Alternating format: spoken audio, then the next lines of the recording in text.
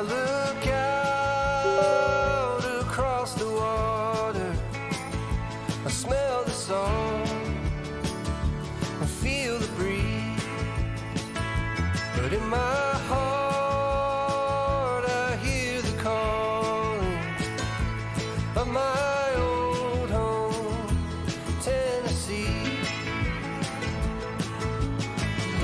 We don't know where these rivers flow, or why the wind chooses when and where to blow. The sun is gonna rise each and every time, but I've still got Tennessee on my mind.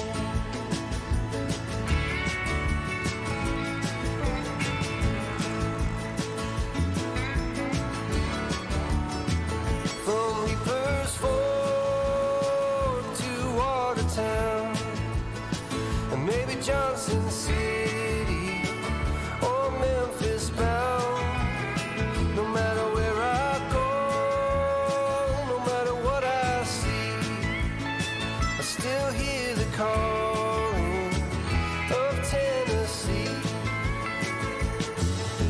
And who we don't know where these rivers flow, or why the wind chooses when and where to blow. The sun is gonna rise each and every time, and I've still got Tennessee on my mind.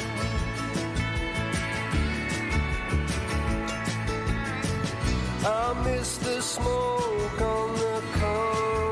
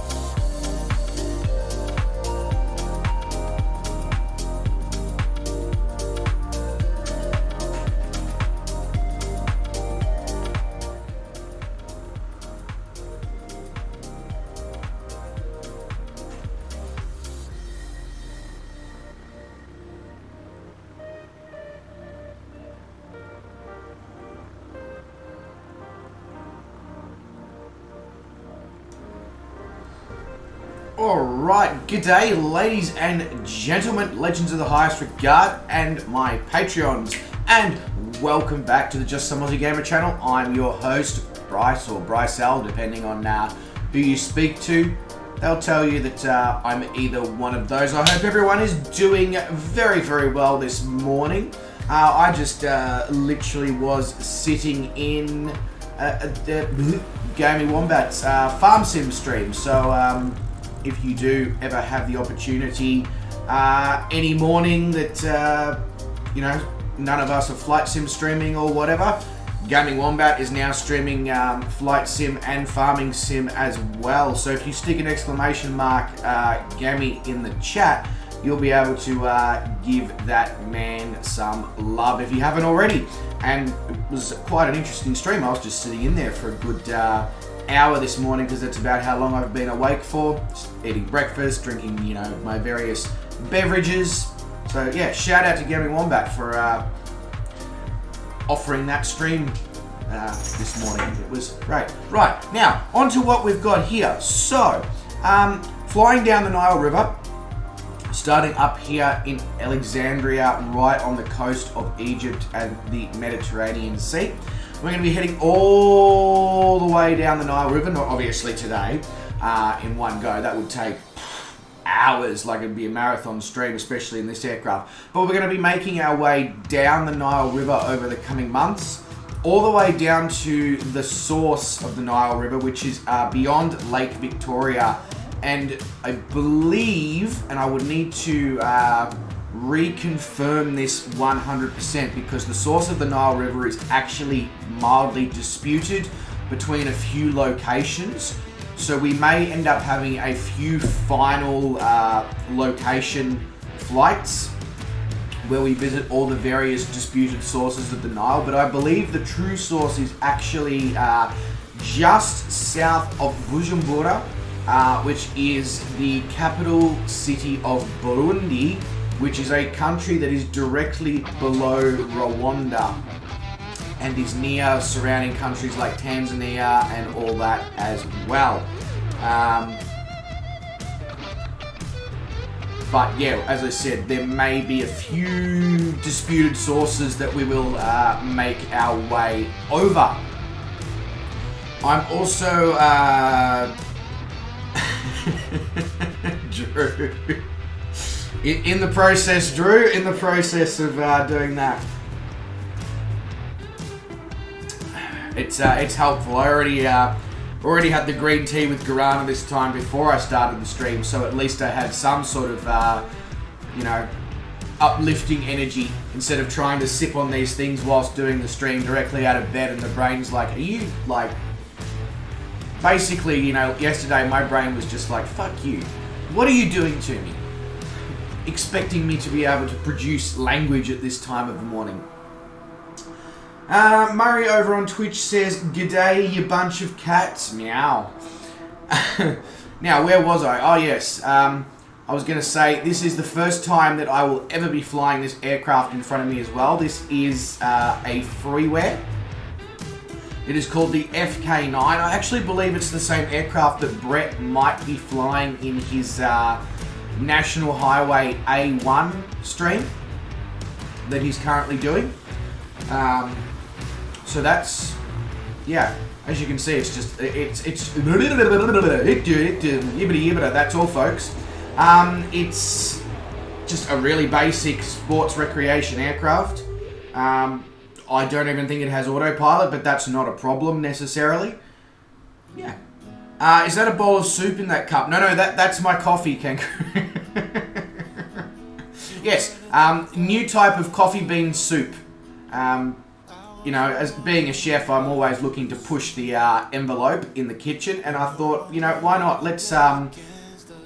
Let's create a coffee soup.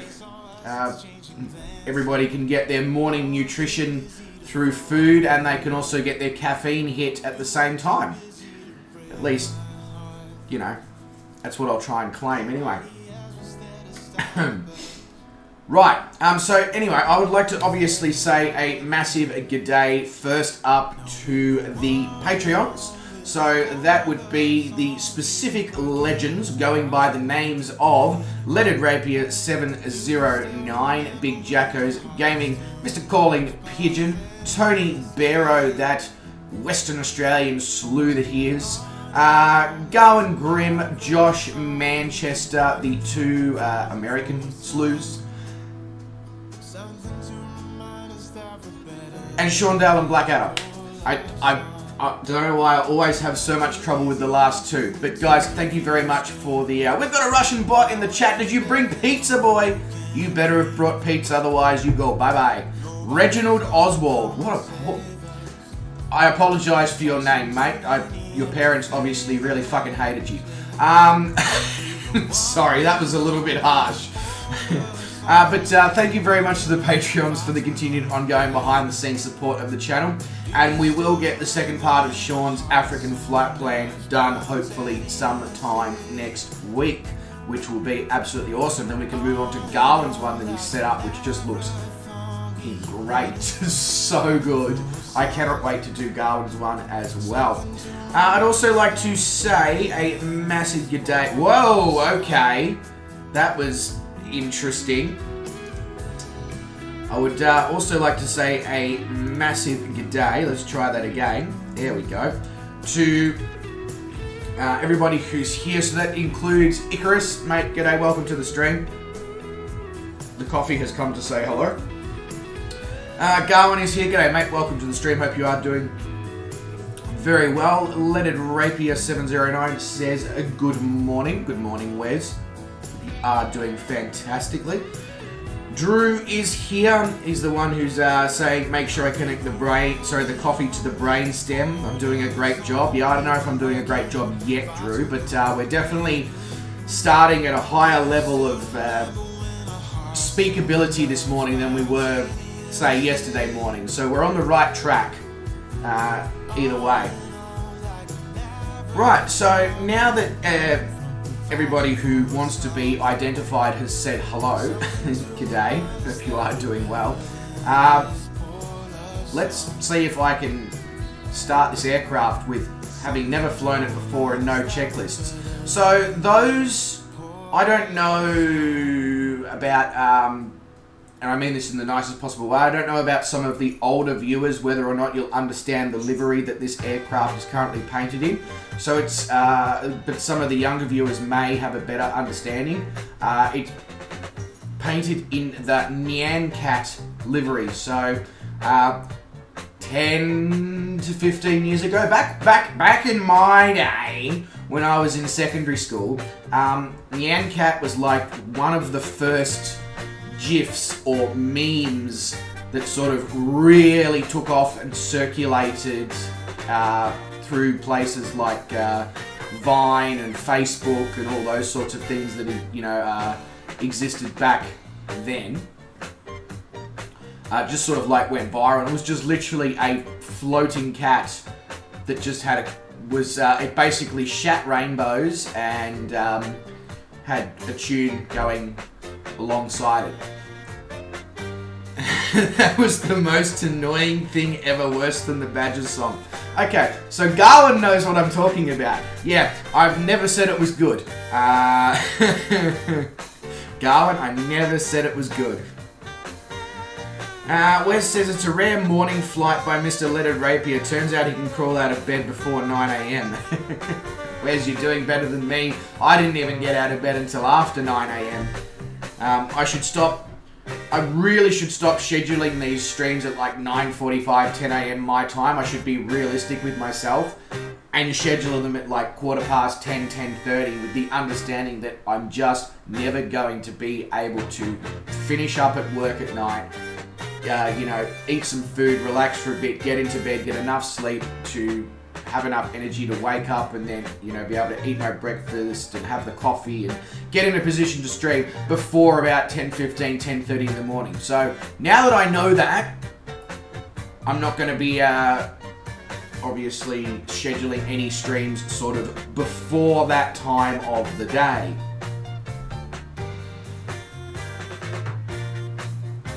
Yeah, absolutely. Look, I'll be the first person to admit, if I didn't get home from work at 11:30 p.m. at night, 100% I'd be one of those people who's up at 5 o'clock in the morning.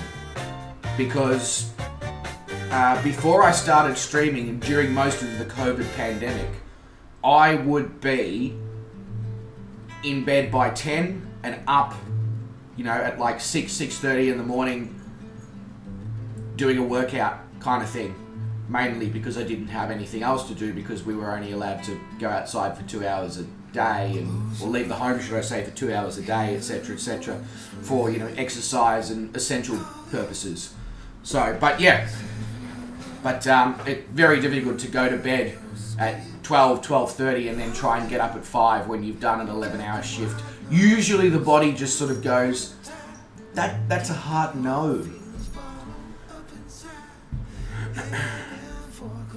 Yeah, exactly. There you go, Wes. I keep forgetting about the fact that there's a half an hour time difference between you and I. Alright, so I'm going to assume that avionics, alternator, battery, and fuel pump are the things that are needed.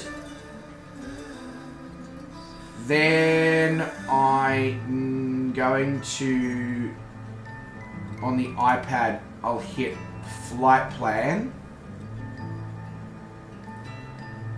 map. Yeah. Okay, so that's cool. I've got the map literally right in front of my face.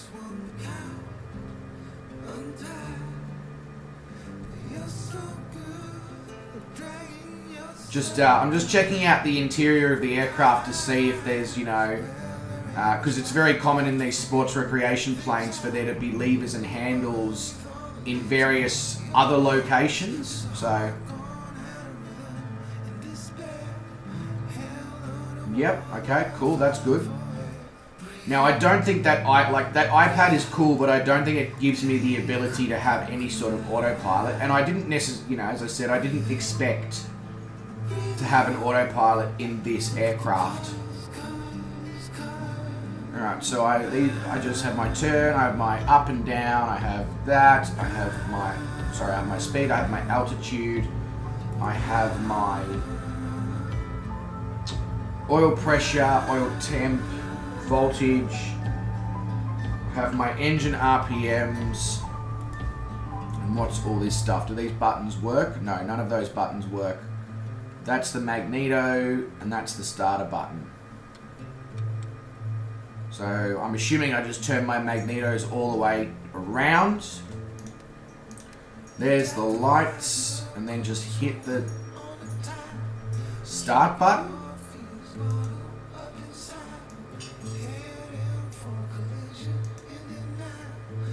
No?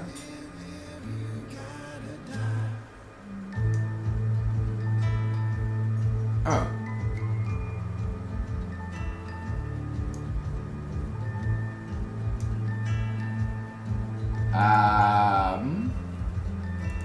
Alright.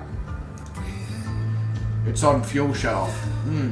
That's probably not, if I've got the fuel shut off, probably not going to get very far. That's better. There we go.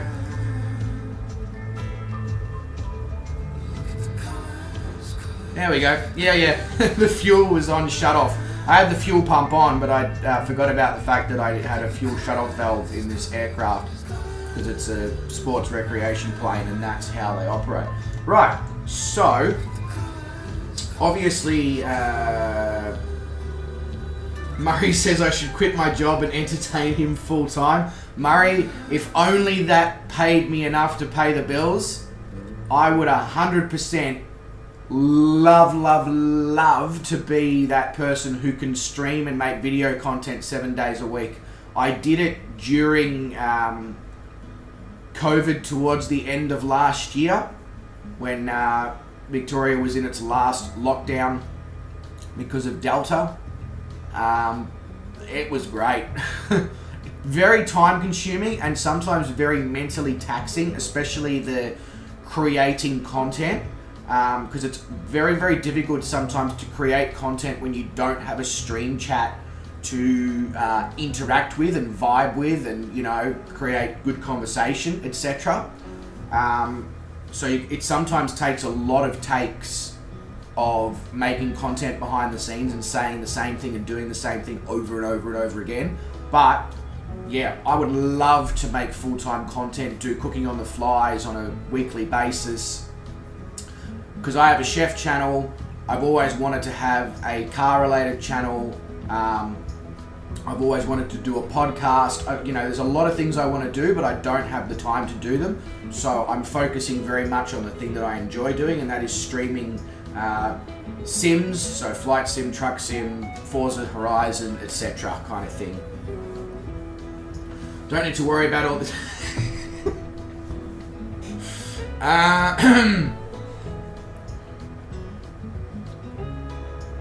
Yeah, Brett, so it was your recommendation on this plane that made me go, alright, let's give it a shot.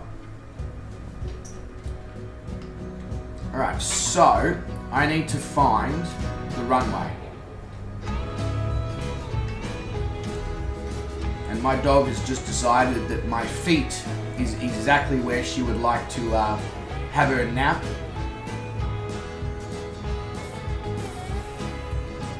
Yeah, I'm in the Nyan Cat livery, Brett. How could I not be?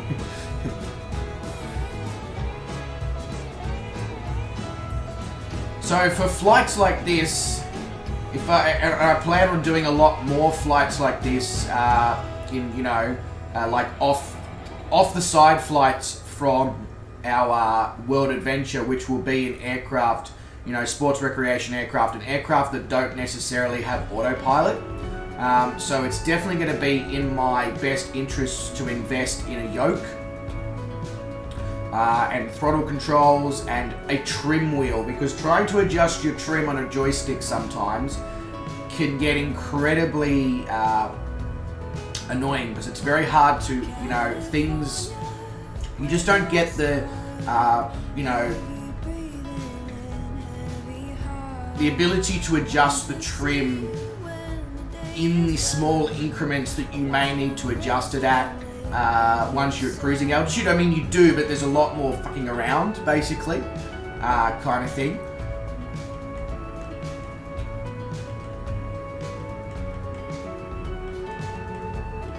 Yeah, all good going, mate. All good. I don't necessarily mind what you guys fly along in these streams. I just obviously like to, you guys know that in the World Adventure, it's relatively quick GA aircraft is what we're looking to fly.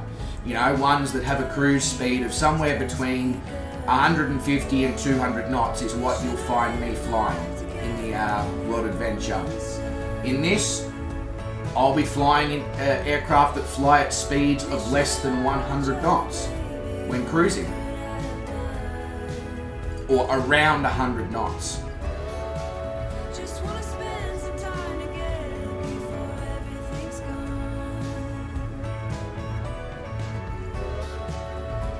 So once I may choose to reinstall the Jabiru at some point, and I may take the Jabiru on a few of these flights.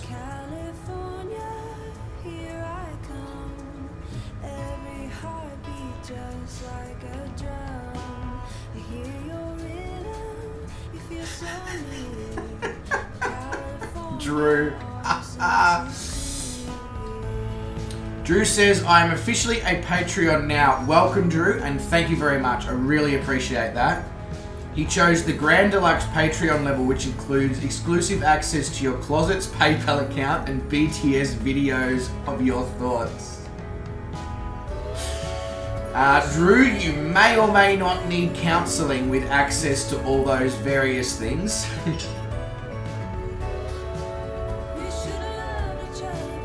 Yeah, so I just installed the Vans RV7 as well, Brett.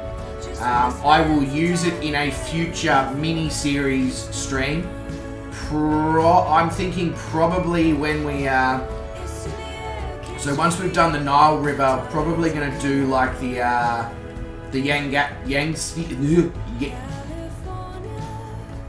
either the Yangtze River or the what's it called? The one in that borders Vietnam, Thailand, Laos. I can't remember the name, but that one is the one I'm going to, and I may use the vans in that. I may also just use the vans in World Adventure at some point too. Woo! If it's got a 200 knot cruise speed. Hey, Icarus, mate. Appreciate the donation.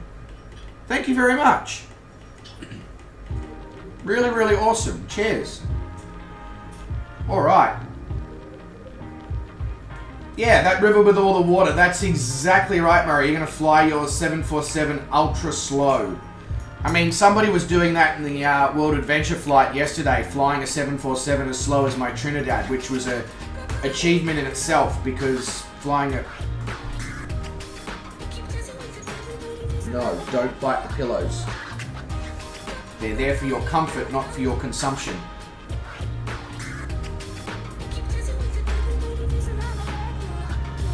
Alright, let's go. And let's see how good I am at adjusting an aircraft to be hand-flown. Wow, that just needs no runway at all to get off the ground.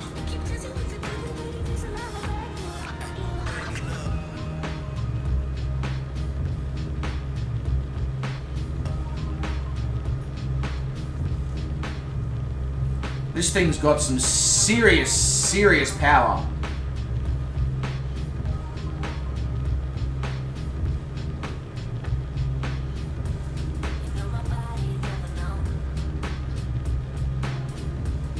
But yeah, definitely think it's time to invest in a yoke and a trim wheel and a throttle quadrant and some rudder pedals and all those things that will make my GA VFR flying experiences in these mini-series, like the Historic Route 66 and the Nile River. Also, that reminds me, Brett, I've already spoken to Dave about this, Wes as well. I need to speak to you about it as well. I have an idea for a quadruple multi-stream series for all four of us to participate in, but I want to run it by you guys obviously before we go putting anything too much about it on the internet.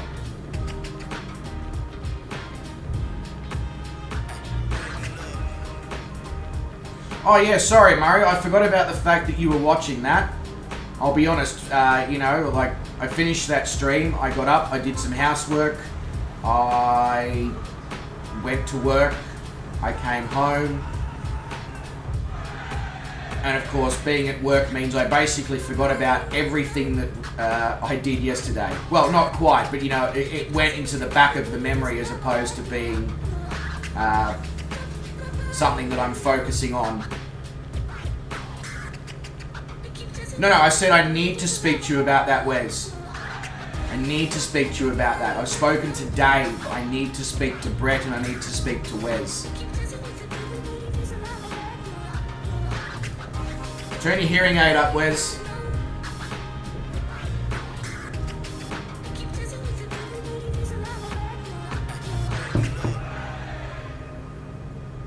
Correct, Brett. That's exactly what I was thinking of naming it. Murray,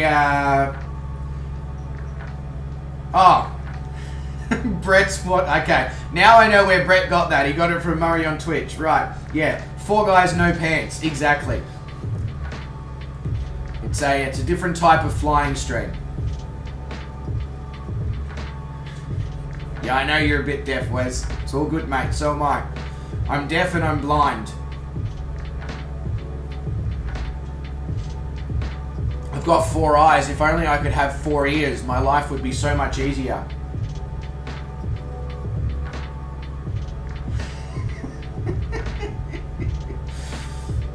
Yeah, except I don't want to use that joystick, Murray, because I don't exactly want to have it fall off from overexertion.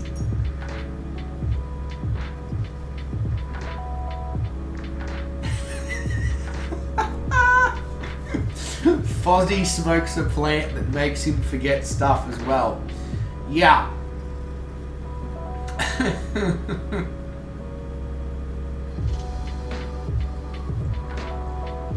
Now, I like having dev mode on, Brett, because it means I can swap planes on the fly and all that. And now that it counts towards your sim hours, I'm just leaving it on permanently.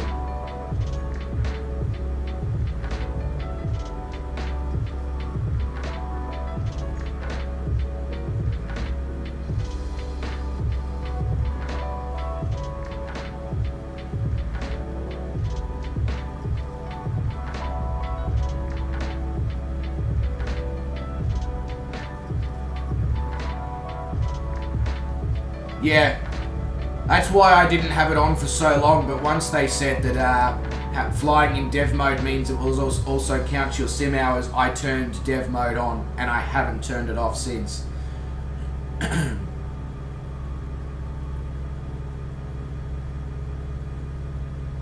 Let's be real, Drew, though. The only, it'll only make you forget stuff really badly if you just, like, overdo it. And I don't think he does. So, I mean, I don't know. And it's not a conversation for a stream anyway, but I just wanted to put that out there.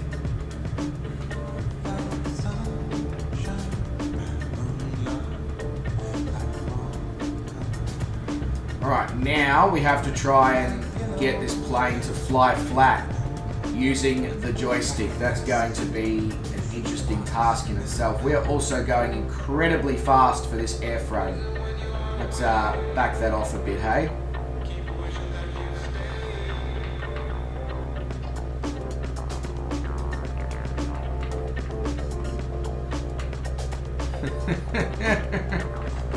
That's how you stay married, or that's how you stay not married, Drew? Because I don't think that not listening to your wife is going to help your marriage. But anyway,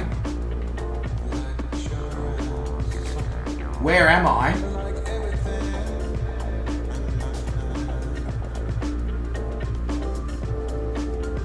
Oh yeah, whereas it will be like a monthly thing or a bi-monthly thing. You know, it's not the flight plan's not going to be a massive distance. The aircraft are going to be ultralights. It's literally just going to be like the ultimate low and slow stream, basically. Cohen says I had to speed up.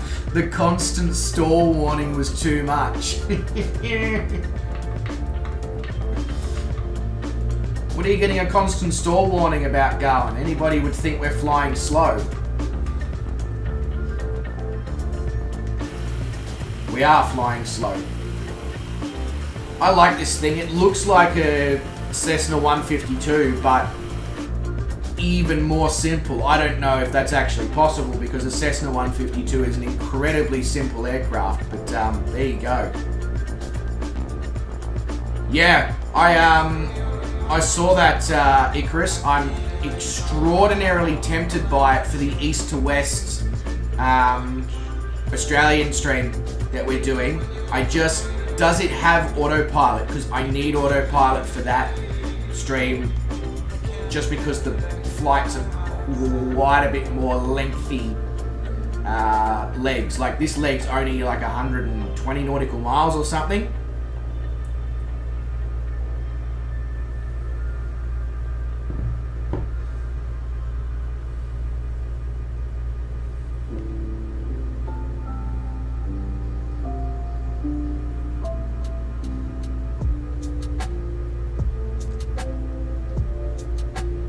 Yeah, exactly, Brett. But it looks a little bit more modern as well.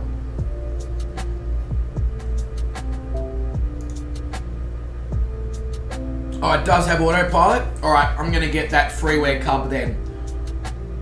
I was almost about to buy the Freedom Fox, Trent Palmer's Freedom Fox, but if there's a freeware cub that's got all those sorts of awesome stuff, I'll just use that.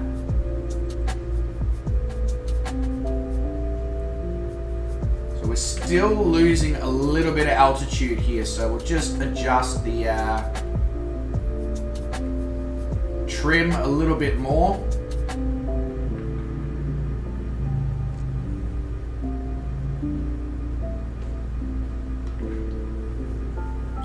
Yeah, all good, Wes. Yeah, as I said, it's definitely not going to be a incredibly regular series, and it's not going to be anything that requires, hours and hours of our time. It's going to be, sort of like 90-minute, 2-hour flight plans in ultralights, flying so low and so slow, like less than 1,000 feet, basically, the whole way.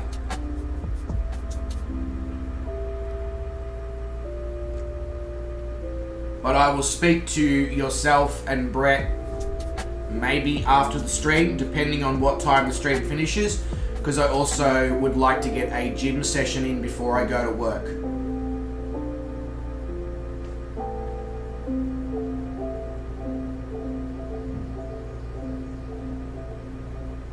This has got autopilot heading and altitude hold. Is that what you're saying, Brett, this aircraft?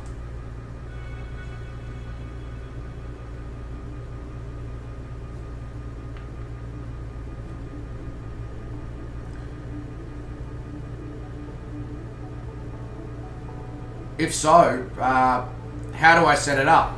Because just like, I don't even care about the heading. I'd just like to have an altitude hold just until I get a yoke and a trim wheel.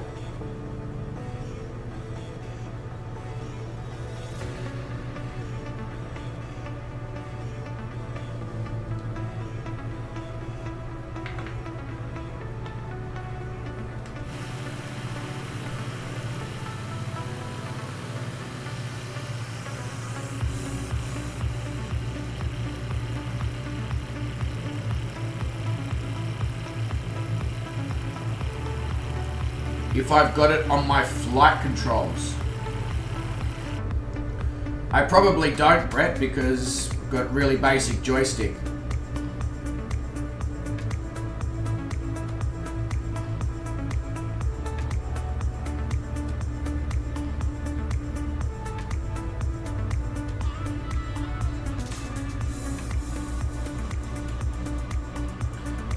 Sorry, Murray, I'll actually look at Twitch now for a minute, give you some time on the internet. My apologies, mate.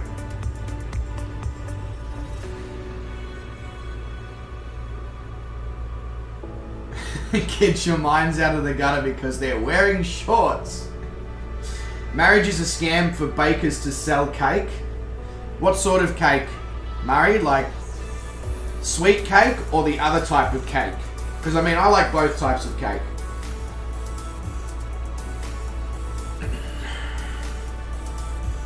Oh yeah, Wes, don't you worry. If I get a yoke, it's definitely going to be the Turtle Beach. As much as I'd love a honeycomb, I don't know if I can justify spending double the price when the Turtle Beach has such a awesome rep.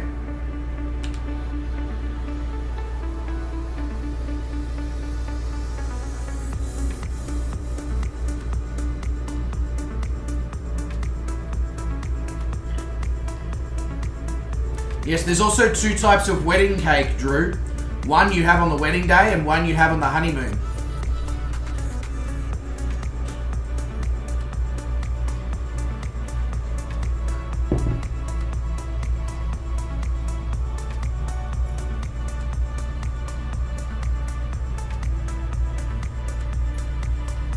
Yeah, I just got that as well, Gowan. My aircraft bounced all over the place a bit.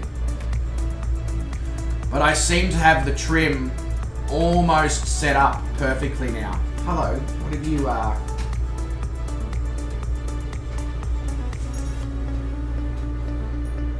what brings you here?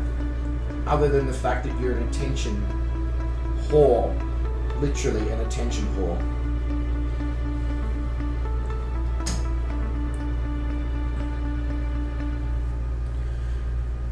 We like to turn left. That's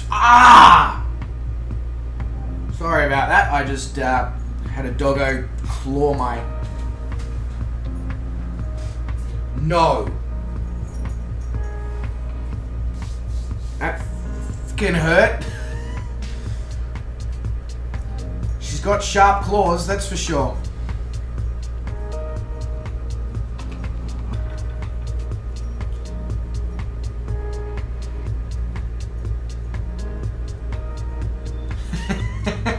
Drew. Yeah, sure. That's exactly what I mean. No, one cake is already attached, Drew. Usually to wifey.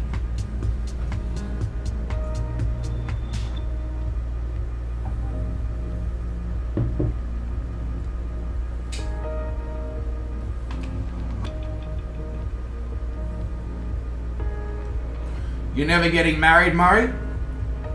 I mean, you might, I don't know how old you are, mate, but you might one day when you find the right person.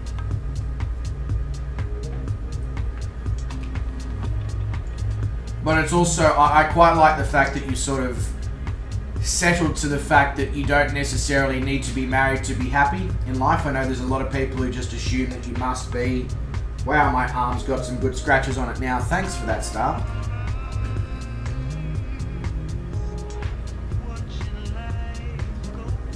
Yeah, absolutely, Drew. That's exactly what I'm talking about.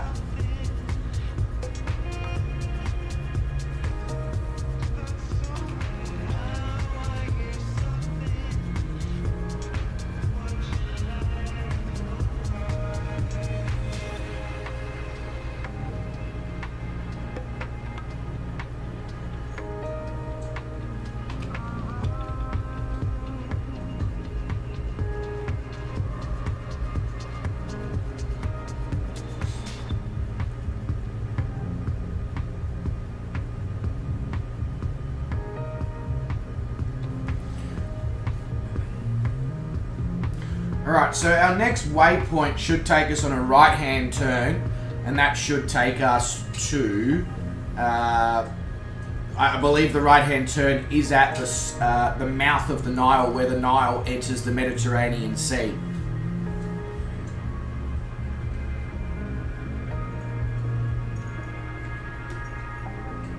Yeah, but Garwin, your situation's a bit different there, mate, so I can fully appreciate and understand that one.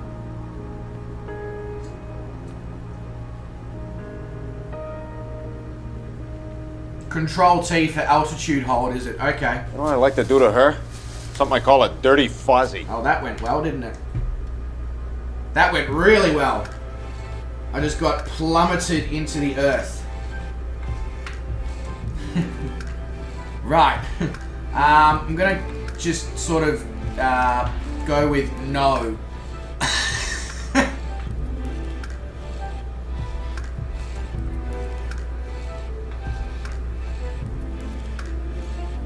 Hey, Fozzie's here. G'day, Fozzie.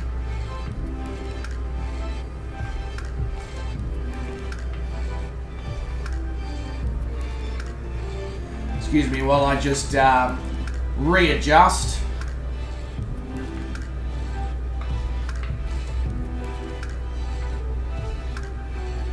Yeah, I was gonna say, I think it might have been set at 0, Brett. Because that was, woo!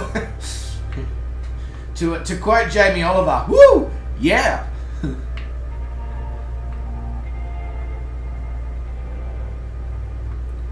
Come on. Trim out, you prick.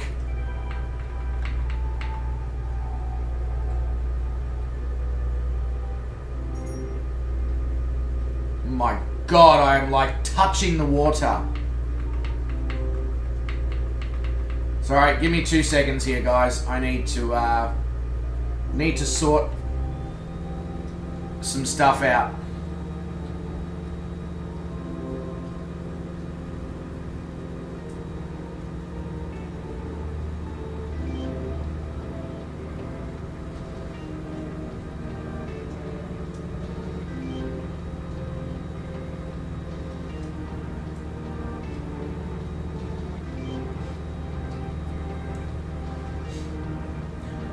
Drew says, and now it's time for a segment we call Unsolicited Advice from a New Patreon. The combined on-screen chat window, the names on red are very hard to see. Yes, I didn't choose the name colours, Drew. The Streamlab just randomly selects the colours. But I know, the red ones are incredibly hard to see. The only option I have, Drew, is to increase the size of the chat window.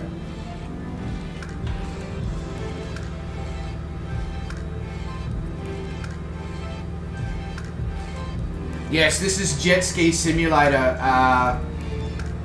Fozzie.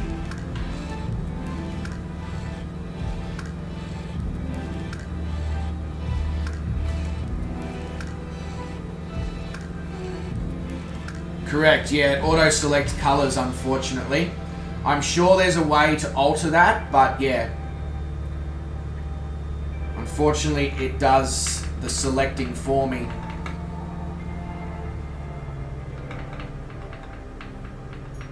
Alright, now that we've established some altitude, let's get the trim into some sort of position here. Hopefully before we make our turn. Hey, Greg's here. He says, morning guys. How are we all? Greg, I'm great. I'm caffeinated. So it may be an illusion of greatness, but at the moment I'll go with I'm great. Trim! See what I mean? This is why I want a trim wheel. Because this is taking like...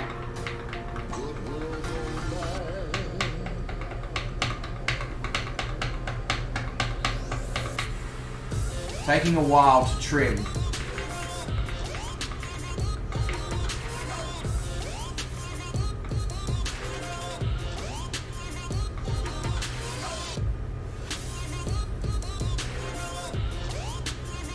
Oh yeah, that's not a bad idea, Drew. Seeing as I pay now for Streamlabs Prime, maybe they'll actually listen to me, hey?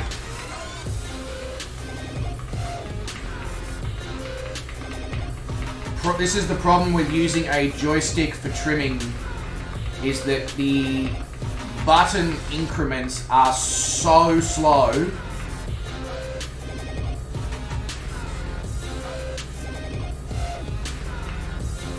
Come on, trim.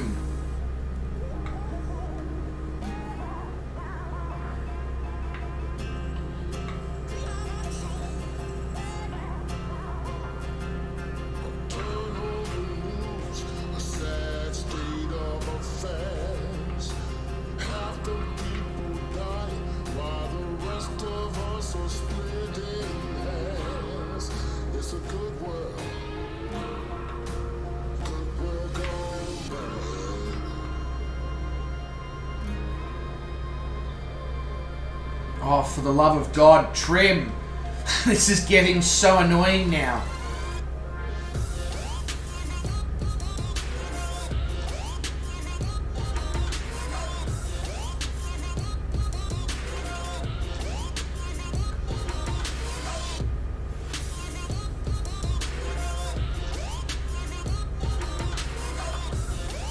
No, I deactivated it, Brett. As soon as it nosed down, I deactivated it.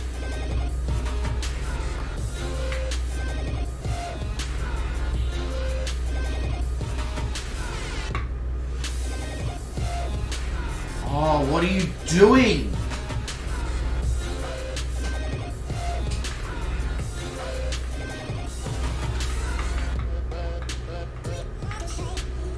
Alright, hang on a sec. I'm going to try and deactivate autopilot again, but to do that I'm going to use active pause, because otherwise this plane is going to literally nosedive.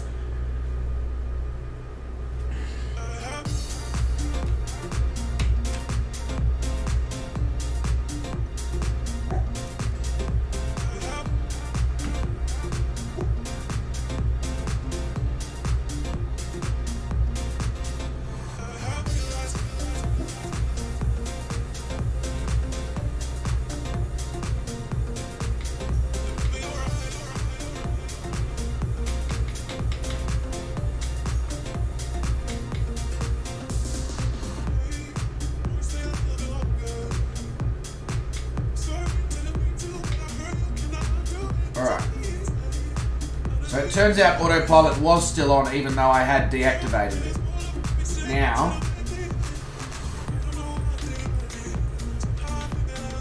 Now we seem to have everything under control again, almost.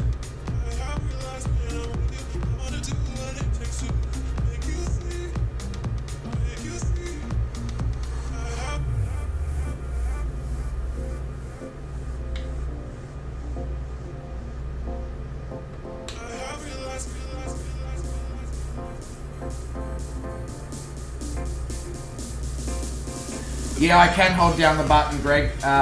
Still takes forever. We're actually getting somewhere now.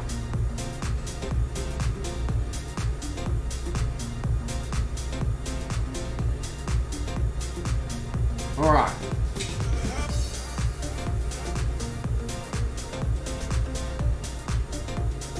Alright. Let's see.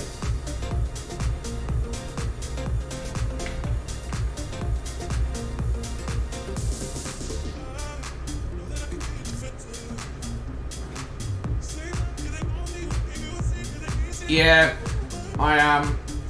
based on my experience so far, Brett, I'm not keen to press any more buttons. just gonna get the trim basically correct and just go with it.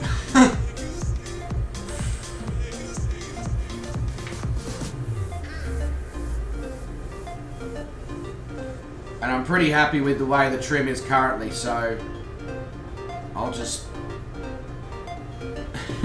and then I'll play with this aircraft off stream, get an understanding of how to make it hold altitude using the autopilot reference altitude buttons, and then I'll utilize that in future streams so that then I can get the altitude that I want and I can just guide the aircraft along the Nile River.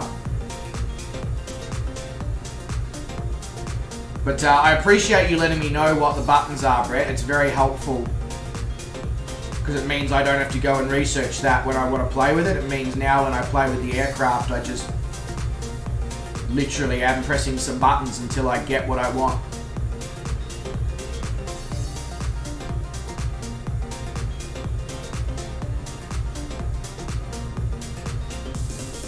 Alright, so we have just crossed over the mouth of the Nile River.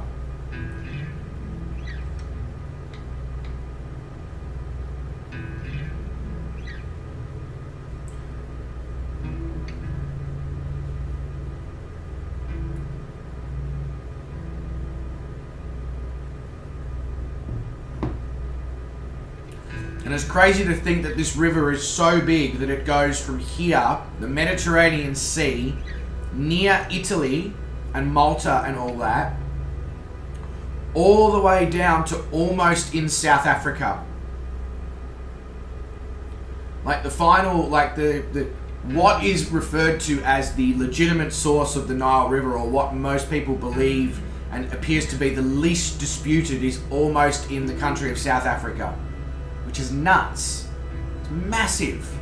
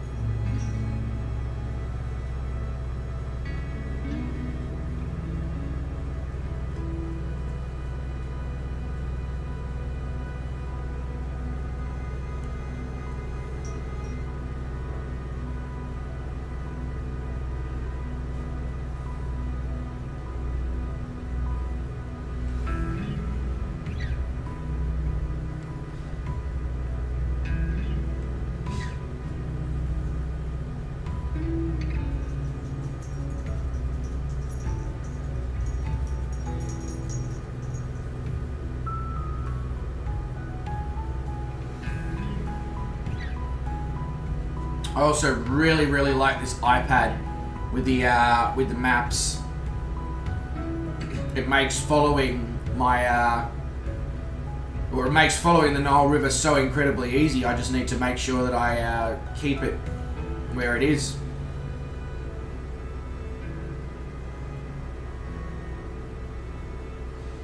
Yeah, that's exactly right, Brett. That's exactly right. Because they had such an amazing access to throughout the whole country of Egypt into the Mediterranean Sea through the Nile River that, yeah, they did amazingly good because of it.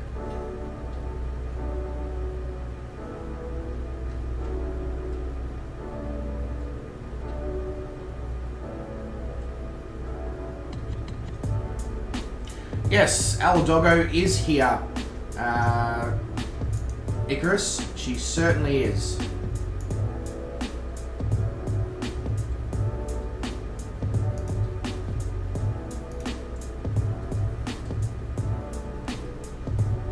So once we've made this tight turn up here, I might try and visit the pilot's room. It's going to be interesting to try and do that without autopilot and all that to rely on. So I may crash and burn whilst I'm away, which will be interesting.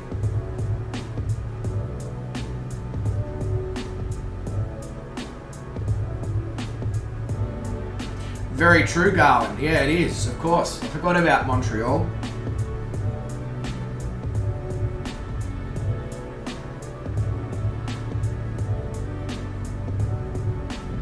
All good, Greg. All good. You have fun with the in-laws, mate. Well, as much fun as you possibly can anyway.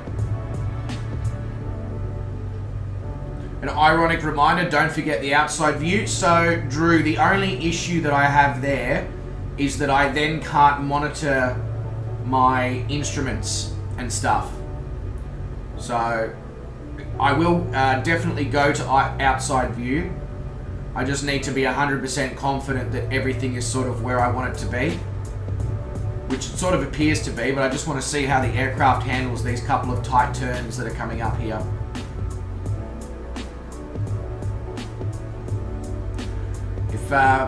Look after yourself, Greg, mate. Catch you later. If it seems to handle this all right, I'll fly the rest of the flight in the outside view.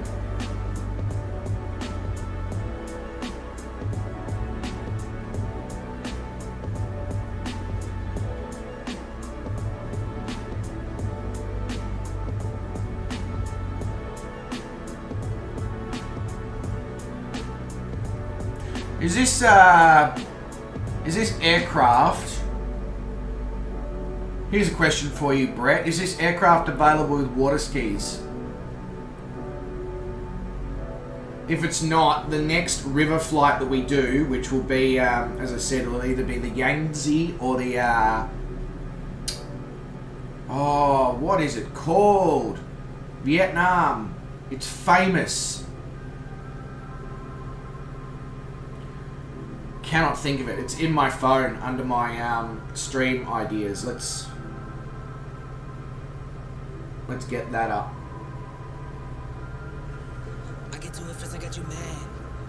The Mekong. The Mekong River. When we fly the Mekong River, I'll fly it with an aircraft that's got water skis.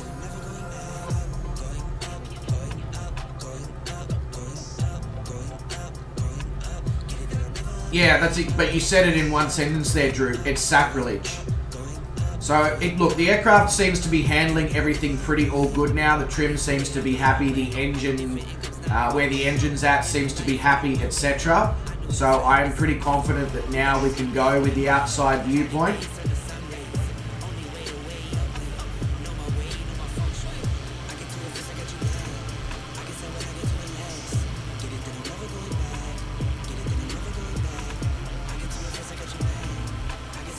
Alright, let's see how quickly I can visit the pilot's room and be back before we have an inevitable accident.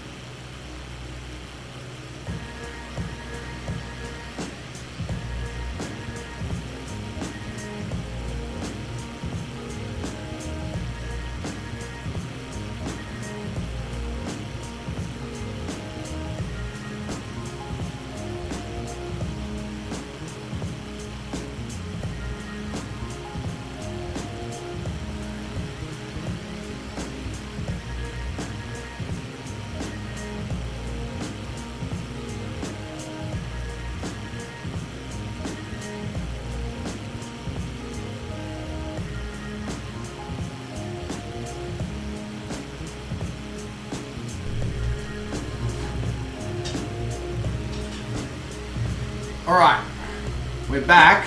We're drifting a little bit off course.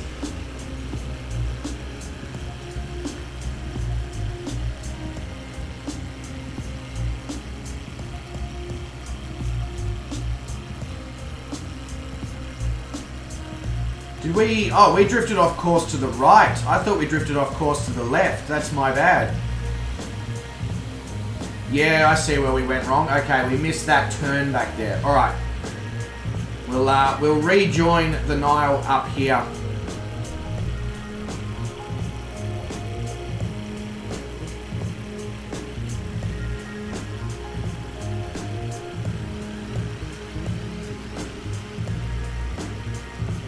So I just need to get better at timing that in the future with these VFR streams. Either that or I'll just have to use active pause, which is just obviously a massive benefit of the sim.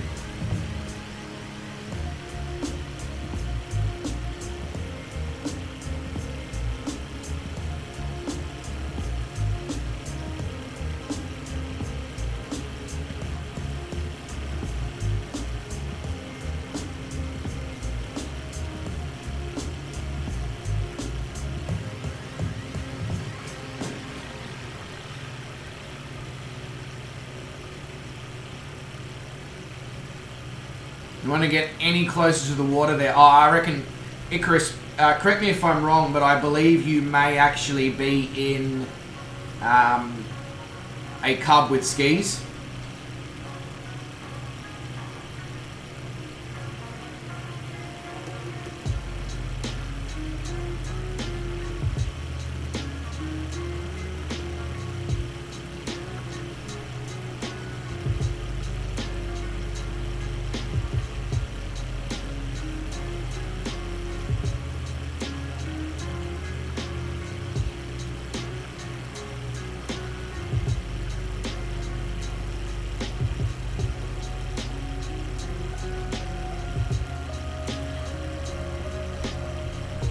Yeah, I saw that this morning, Wes, when I was watching Gaming's Farm Sim stream.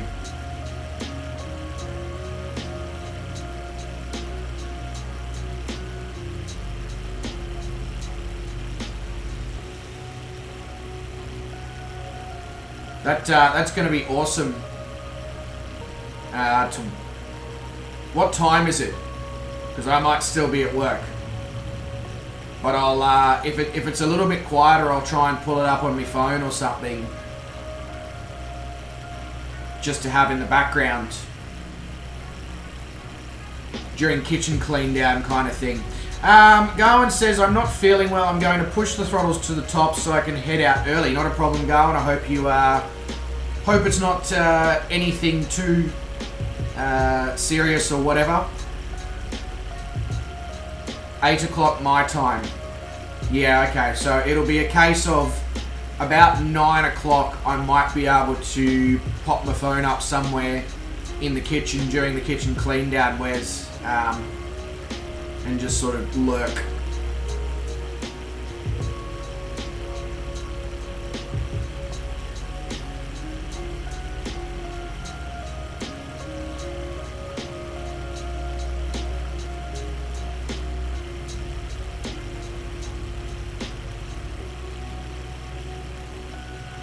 This is very, very, very, very pretty so far, Egypt.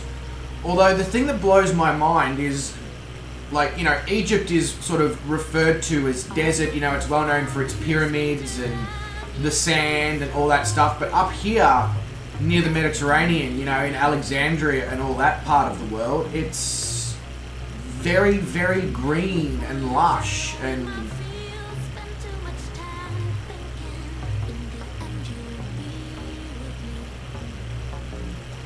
But of course, as we make our way down the Nile, it'll get drier and drier and drier. No worries, Icarus. That's the awesome benefit of the active pause.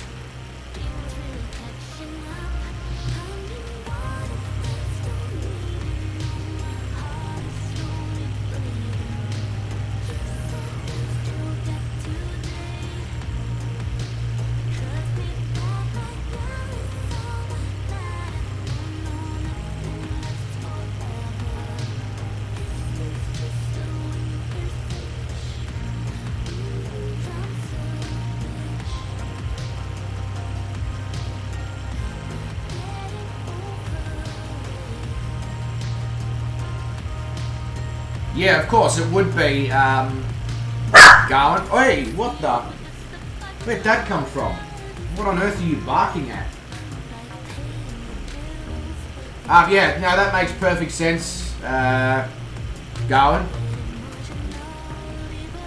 Because, you know, it allows transport and it allows irrigation and it allows, you know, sort of everything that you could possibly think of.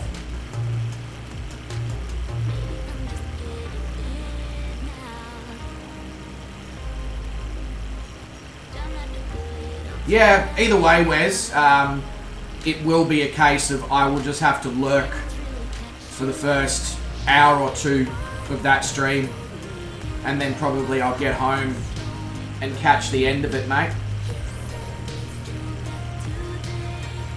Is anyone streaming after you? Like, is Jacko or somebody streaming after you? Not that I'll probably be able to catch a huge amount of that stream either, because I'll obviously need to be getting myself into bed at, you know, midnight, just after midnight.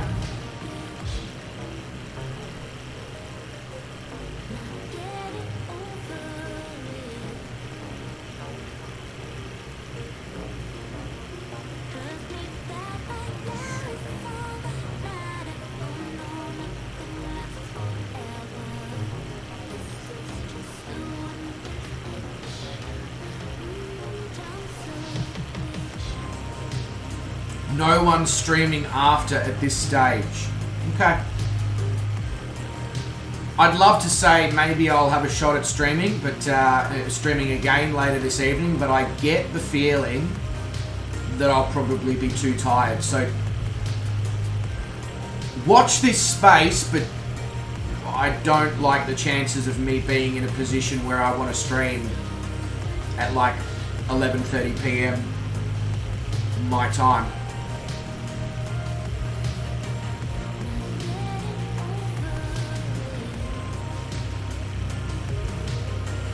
All good going, mate. Fully understand. Make sure you look after yourself. I hope you are doing all right. If you need anything, whatever, just obviously chuck us a message in the Discord. I know there's not much I can do from the other side of the world, but nevertheless.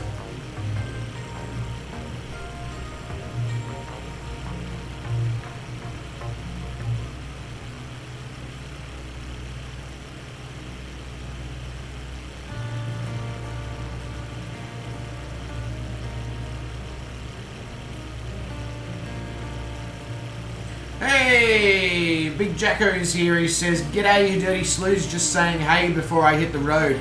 Hit the road, Jack. And don't you come back no more, no more, no more, no more."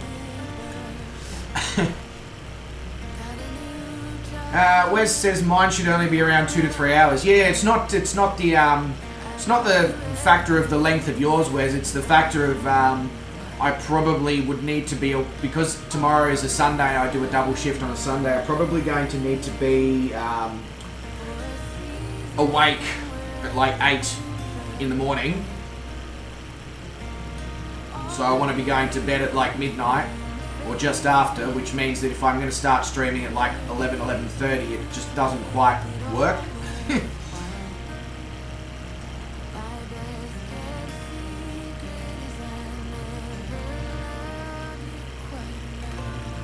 Yeah, hit the road, Jack, and get a big Jack. Exactly.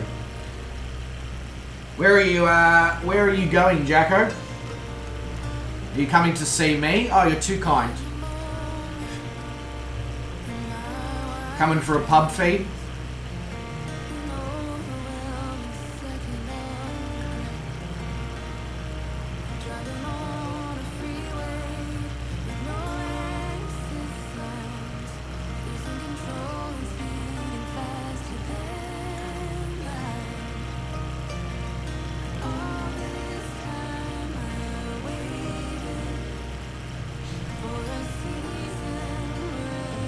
So, as you guys can tell, this these VFR streams are much more just like chilled out, laid back. Not that the World Adventure is what I'd call a fucking party, but this is very much low, slow, and just have fun.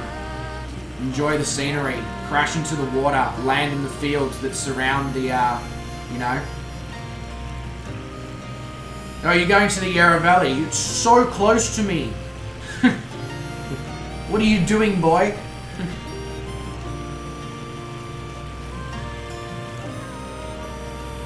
Actually, it's not that close. It's still over an hour, but yeah.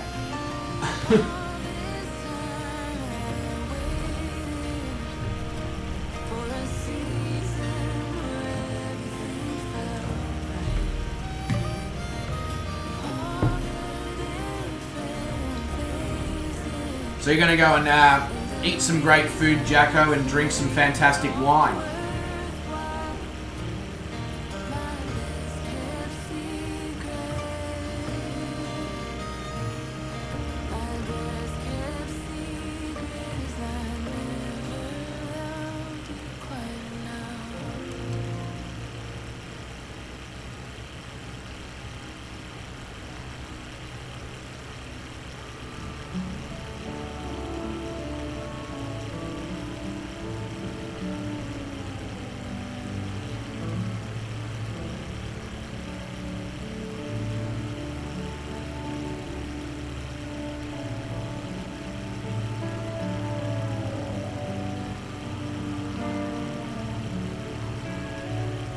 It's interesting, isn't it? Like when we took off from Alexandria, it was, there was a lot of population and there was a city and all that, and then we sort of, flew down the Nile in a bit of nothingness.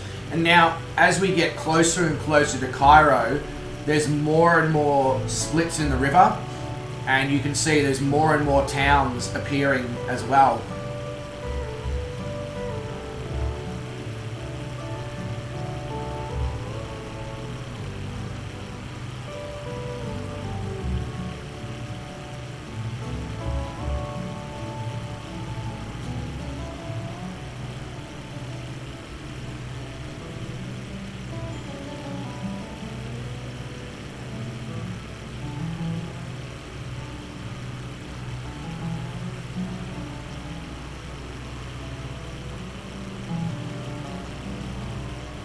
Hey, I'd love to do Sunday morning brekkie at mine, but unfortunately, due to my start time, I'm not getting up at 6 o'clock in the morning to cook you guys breakfast. Sorry, it's just not happening. It is just not happening.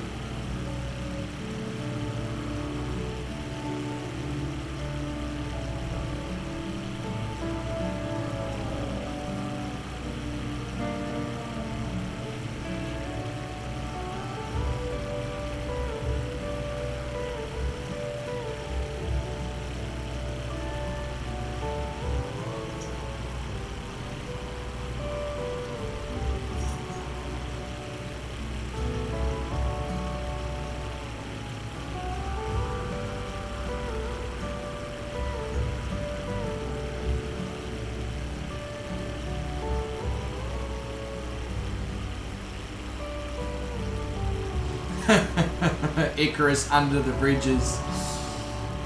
That's awesome. They're not exactly high level bridges there, Icarus, so that's got to take some serious flying skill.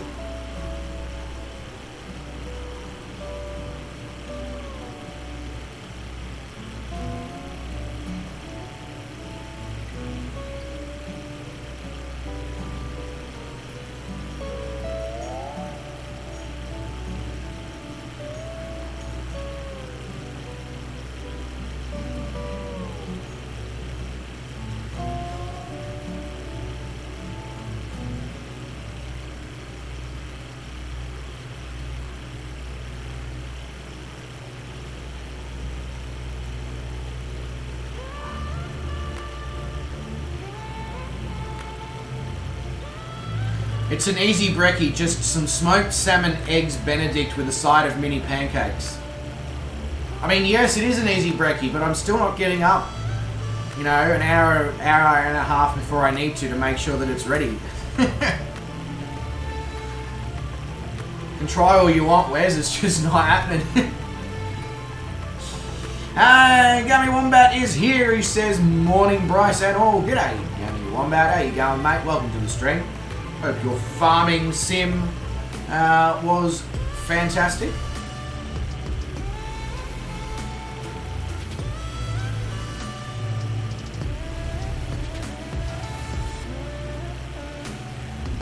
You'll pay me 10 cents more an hour.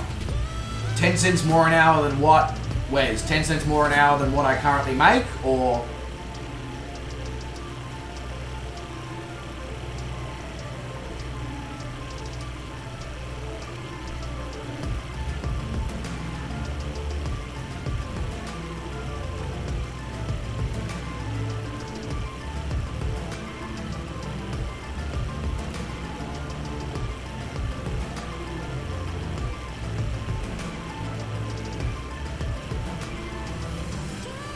Got lots done, so a success. Got the silos down.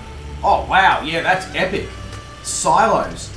I'll have to try and join in one of the streams if it matches in with my timing. Give me one back. Am I cheap? No, definitely not, Wes. Definitely not.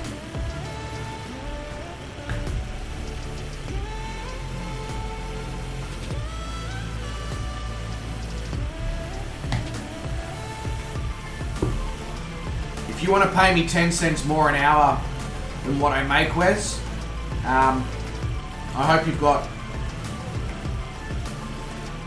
So for 90 minutes, it will cost you about $75.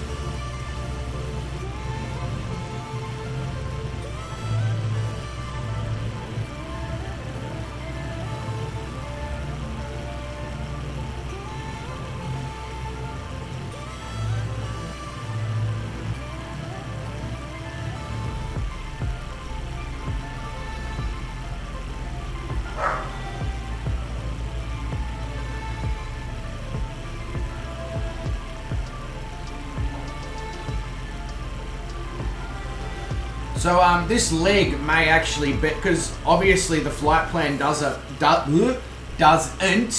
factor in the fact that I'm obviously going to be weaving in and out over the Nile River. So I may need to make the next flight plans, I don't know, slightly less nautical miles. I guess I'll find out when we arrive at the destination and how long the stream has been, etc.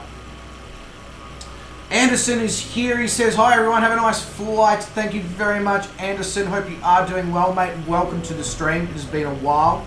Hope life's been treating you well.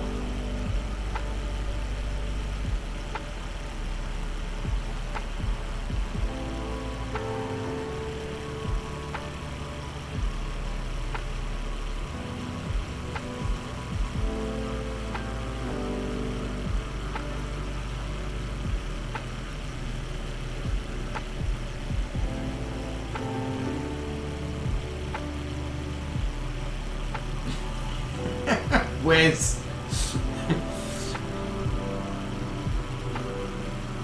just a good bottle of gin from like Four Pillars or the Adelaide Hills gin distillery will suffice.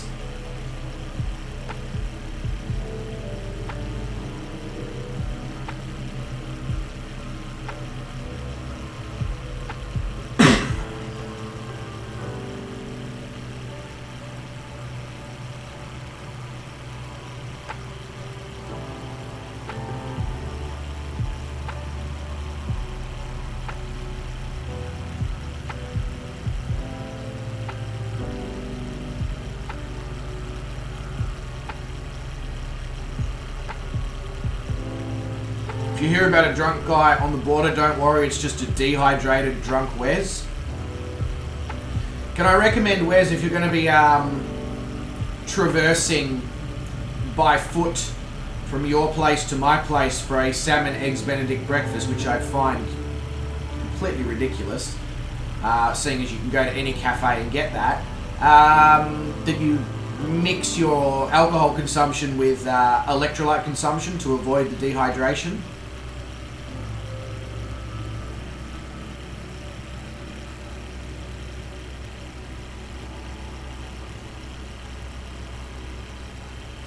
Calling Pigeon has taken out the small town of Shubrakit in his F-35 down there.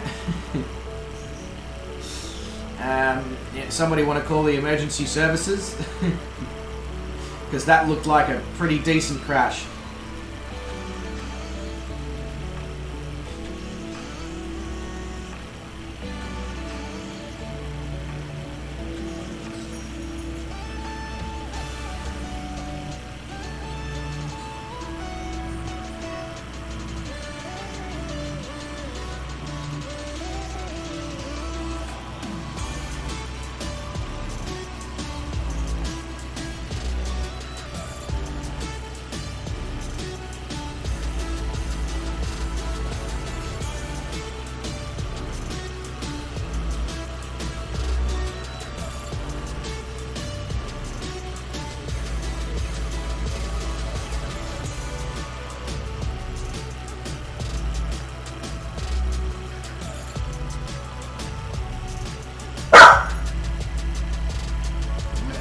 Barking at?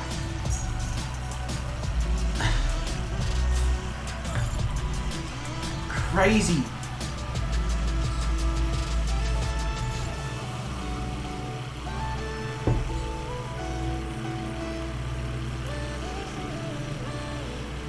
Well, Wes, it sounds almost as if, mate, that you should be opening a cafe.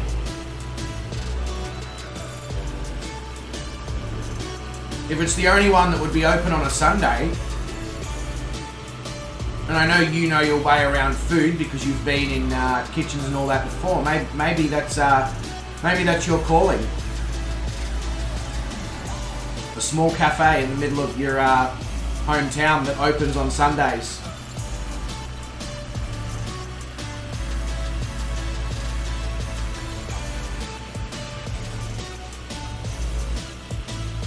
The F-35 is quite different than the TBM. Really? Calling Pigeon.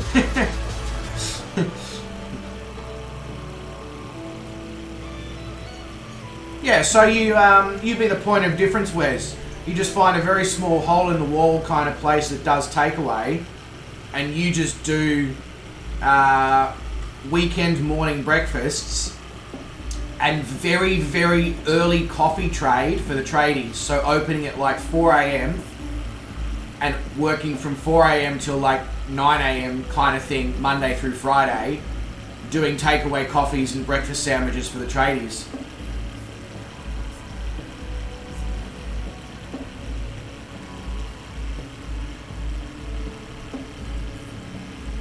And then on Saturdays and Sundays doing like 7 a.m. till 11 a.m. breakfasts.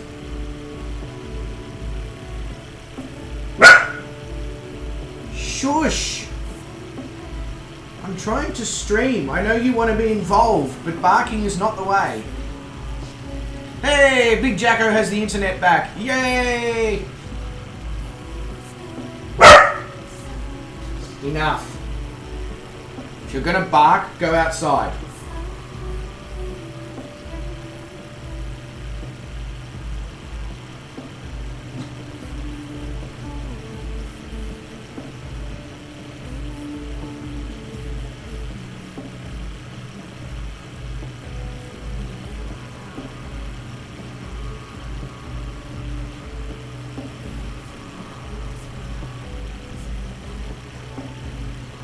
Were you flying the VTOL version of the F-35 calling Pigeon, or just the regular version of the F-35 there, mate?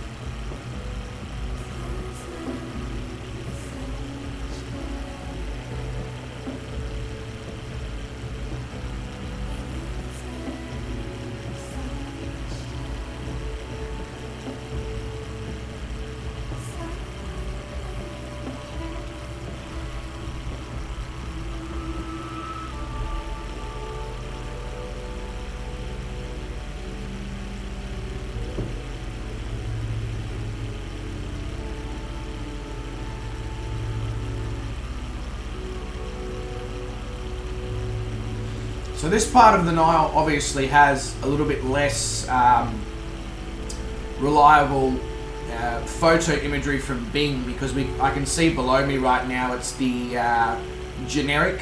There's certain patches that are just the generic flight sim tiles. I honestly would have thought that the Nile River, especially in Egypt anyway, would have very, very good photo imagery the whole way. So it's going to be interesting to see if that is in fact the case. It's already an embarrassment.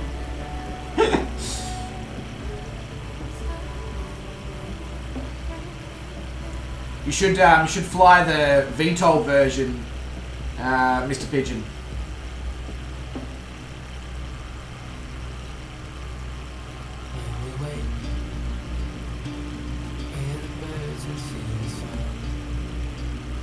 At least if you're going too slow, you can activate the VTOL and you're not going to fall out of the sky.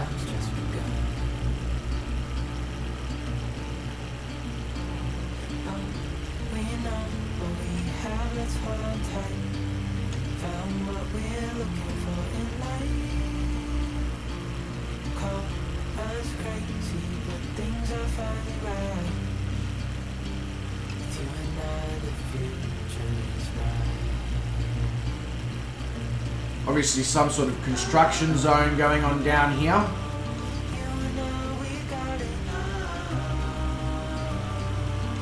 Lots and lots and lots of like little towns and suburbs right on the banks of the Nile. It's really, really cool to see how Egypt, you know, this part of Egypt has like certainly been built around utilizing the Nile River to their benefit.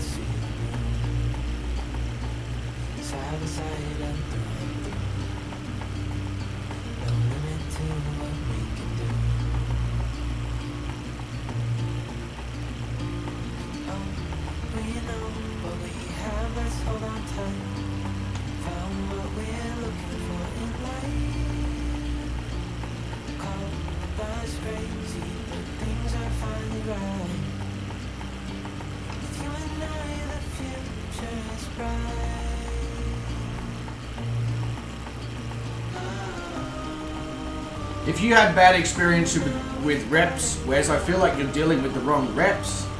I've had nothing but fantastic experiences.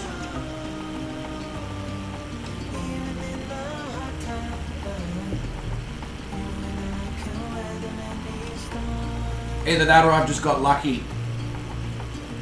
Because a lot of the reps I deal with are reps that have followed me from job to job. So I've had experience with most of them now where I live for in excess of 2.5 years. So that probably also helps that I've had the same reps for that time period.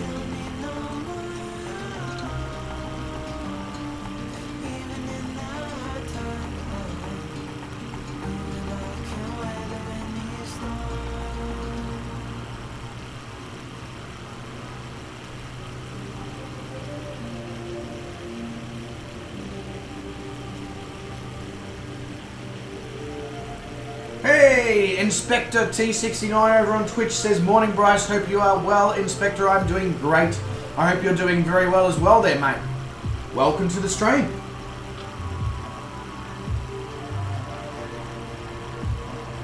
But then also, Wes, I don't know what reps are like in that those remote parts of Australia either, because of course, you know, like, whilst I do live regionally, I don't live what you call remote.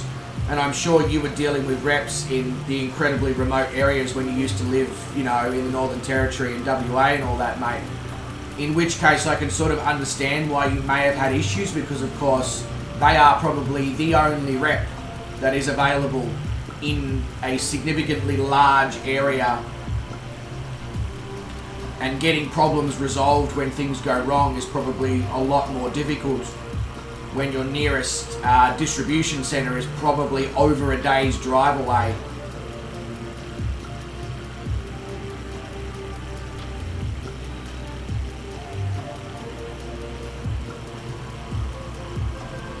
Whereas the nearest distribution centre to me is about 35 kilometers, and then the second nearest is about 55 kilometers. So if things do go wrong, it's usually quite easy to get them sorted.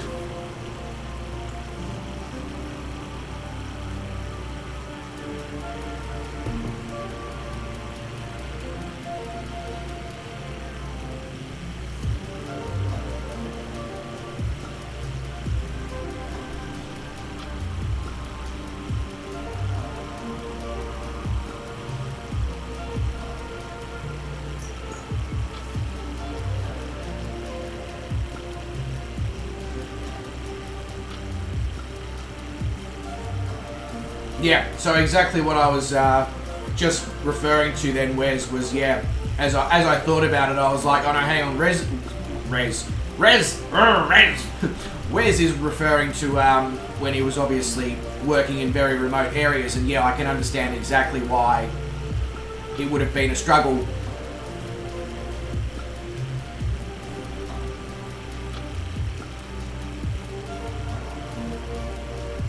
I'd love to be one of those remote reps, you know, as a chef, to give those people in those remote areas a rep that knows what they're doing and understands things and all that. I feel like that would be extraordinarily beneficial to those businesses, especially the pubs that operate in those very, very remote parts of Australia, on the main tourist highways and all that.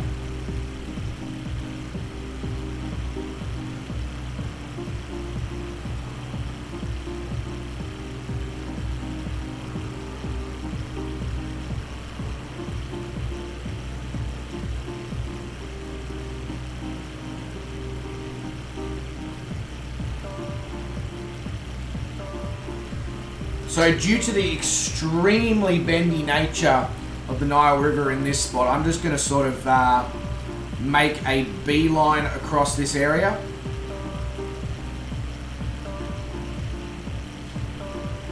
And then rejoin over at Kafir El Hawashem, or nearby to that. Inspector says, I'd love to join you. What is the nearest airstrip? That is a great question, Inspector, and one that I will figure out now. The nearest airstrip is... it is... Hotel Echo 16. That is the nearest airstrip. Hotel Echo 16 is the CAIRO code.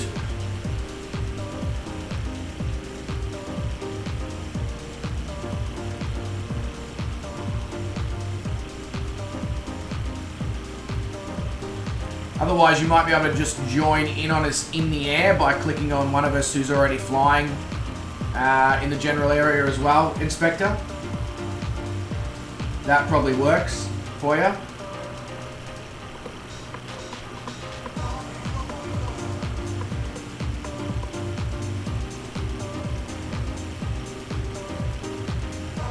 But I guess the only problem with being a rep in such a remote area, Wes, is obviously because of the way my life operates and all that, I would love to almost be a fly-in, fly-out rep, if that makes sense. Go in twice a week into those remote areas for, 48 hours. So early in the week and then just before the weekend. And then obviously go back home in the interim. Which of course would then make me a very expensive rep and probably never get hired by anyone for that reason.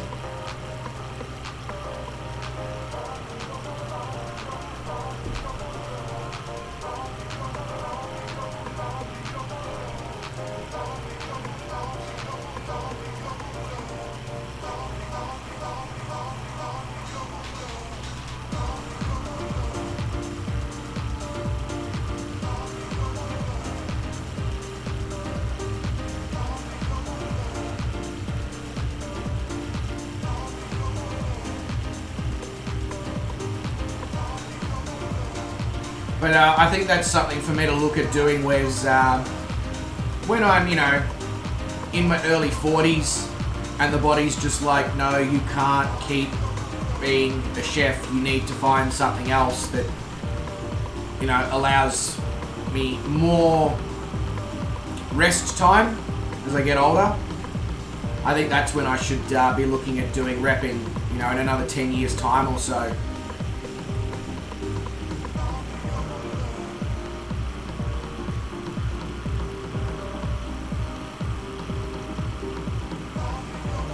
So I'm going to make a beeline across here at Netma and rejoin the river at Mahalet Ahmed.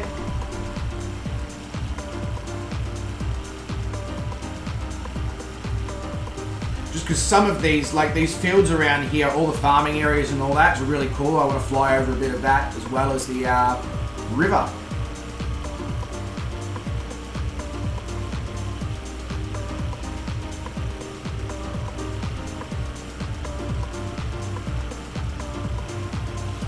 God, we've got 5 people watching over on Twitch. G'day, legends. Hope you are doing well. Welcome to the stream. This is our first leg of flying into NILE. From the mouth to the source of the Nile River. Low and slow VFR.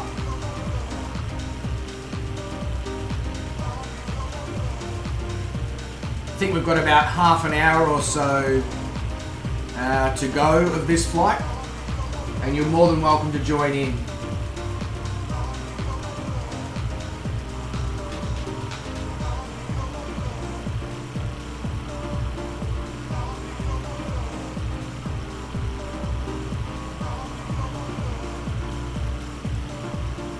Oh, really? The reps out there are drive in, drive out ways. Okay. So it's not a completely weird thought process then.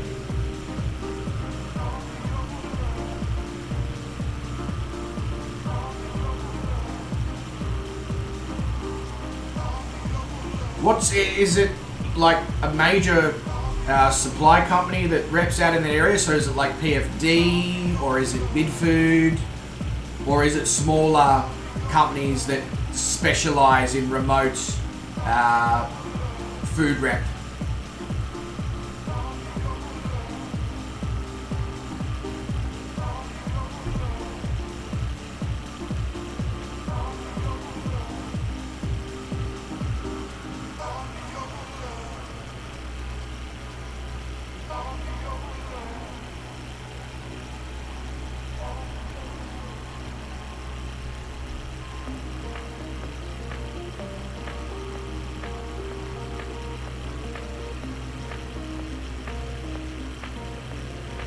I'll be honest with you, Wes, when I first read DIDO, I didn't necessarily register that that was just DIDO that you'd written.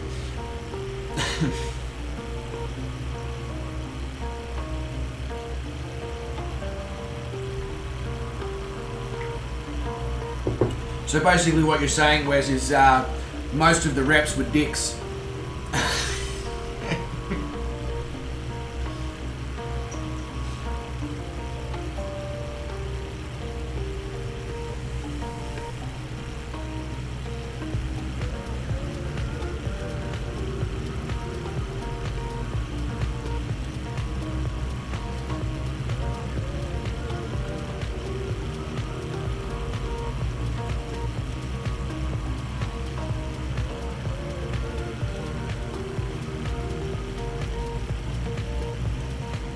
Yeah, so I kind of figured that PFD would be the main, like, pantry goods and fridge goods, like meats and fish and all that rep in that part of the world.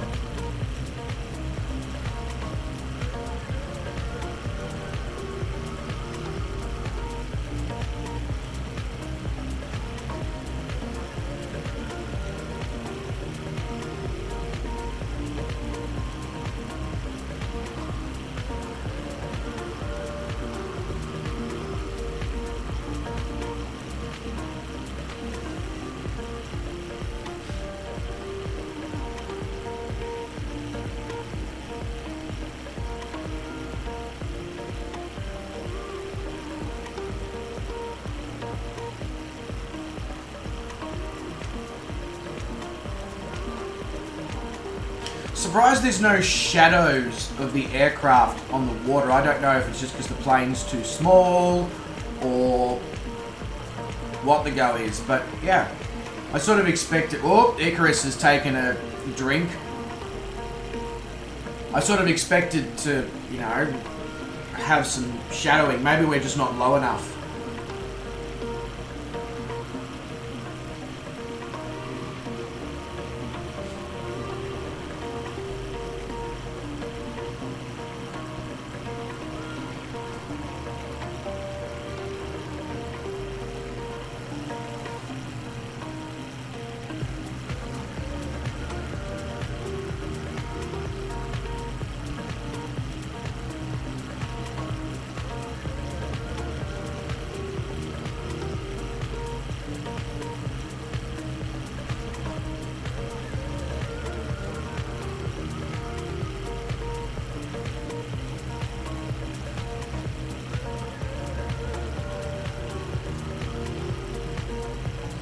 Ah, okay.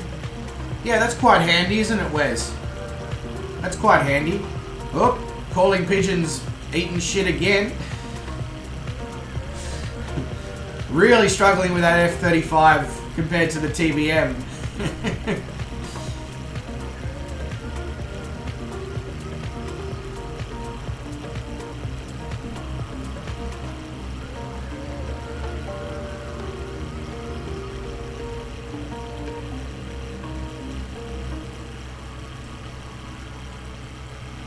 But I mean, in terms of like, I have to say, in terms of reps that I've used over the years, I have to give a shout out to Michael from Five Ways. He's never going to hear or see this, but you want a food rep that'll look after you? That bloke goes above and beyond.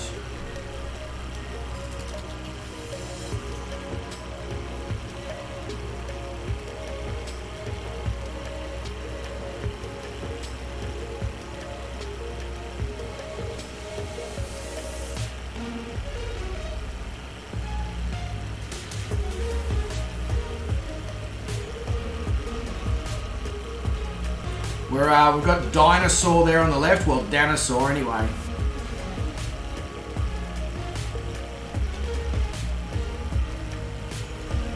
Just the incredible amount of farmland along here is mind-blowing. Like, you know, I know that, you know, this is a huge part of Egypt's, you know, food and agricultural. But when you're flying along it and you see it all, it's just farmland after farmland after farmland, just far as the eye can see.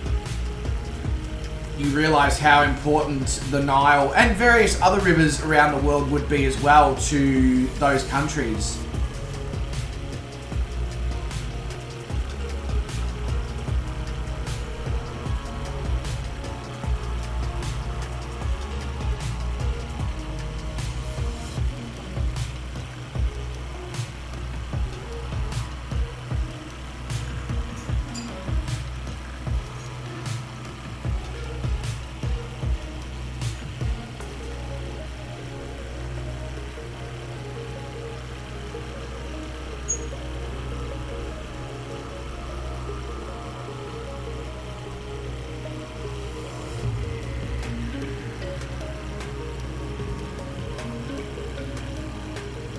Alright, let's look at the Nile from the opposite angle now.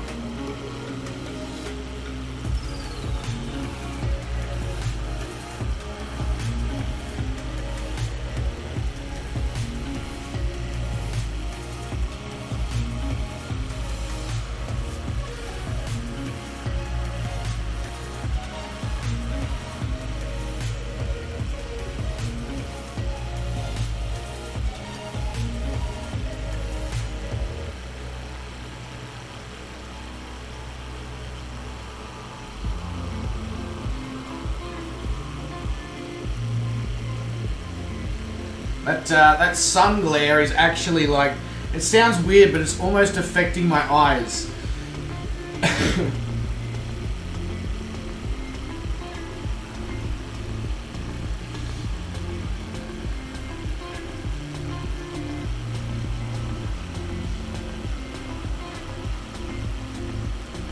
It's like an iron below 200 knots, just like straight out of the sky.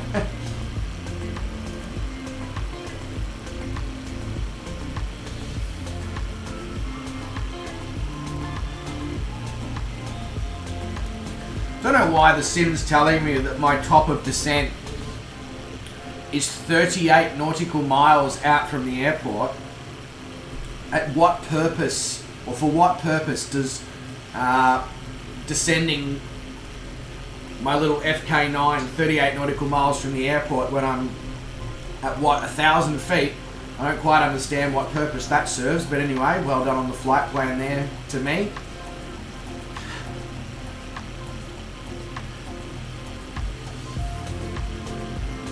No, but probably not the best plane for this leg calling pigeon, but at the same time, you know, if you do manage to get it under control, I mean, you can, and not many people will be able to claim that they flew low and slow over the Nile River in an F-35.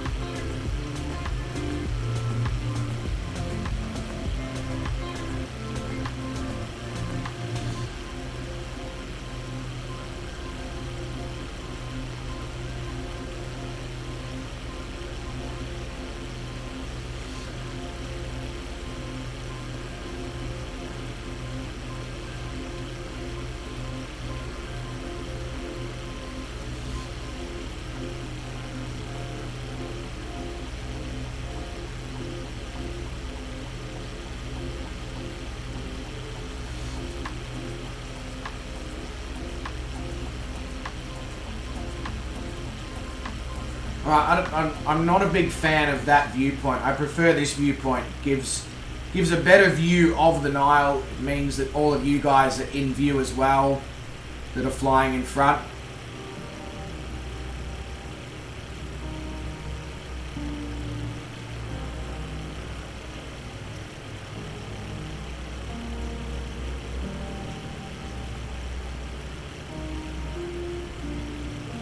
But we do have Inspector T69 in front there. We have Kangaroo. Behind me we have Steve, we have Icarus, we have Calling Pigeon. Wes was somewhere. I can't see Wes anymore though, so either he's super fast or he's had to give up due to shoulder issues, or who knows. But it's been a pleasure to fly along with you guys so far. Unfortunately, Garwin did have to leave. He was here earlier on. Hope he is doing alright.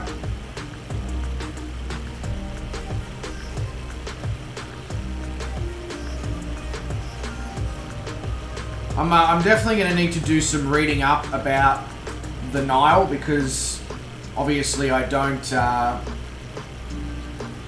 know the area very well, and it's almost like a discovery on my behalf as well. But we are not far now from Sphinx International Airport, which means we are starting to enter the very, very, very outer areas of Cairo soon.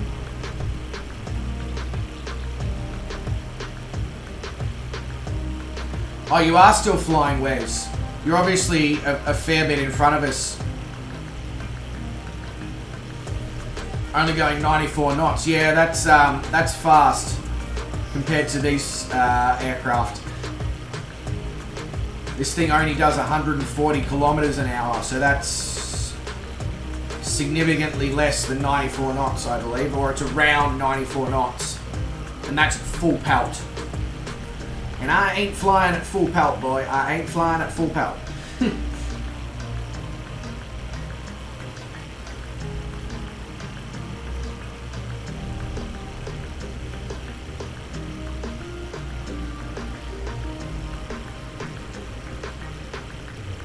Actually, you can't be that far ahead of us if you're flying near Cairo, because we're not actually that far off of Cairo.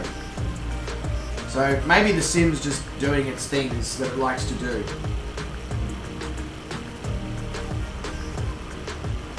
But if you are down near the destination airport there, Wes, of Hotel Echo Alpha Juliet, little nav map tells me the runway is 750 feet, which to me makes me think that Microsoft Flight Simulator has mistaken the airport for a helipad. If it is, let me know, because there's plenty of airports nearby. Mind you, I reckon this thing could land on 750 foot of runway.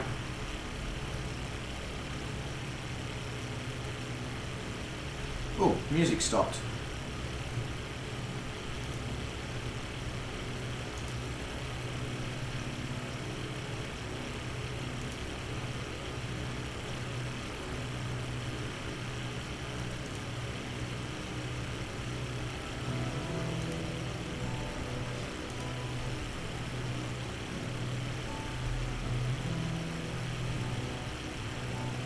So we're about to enter the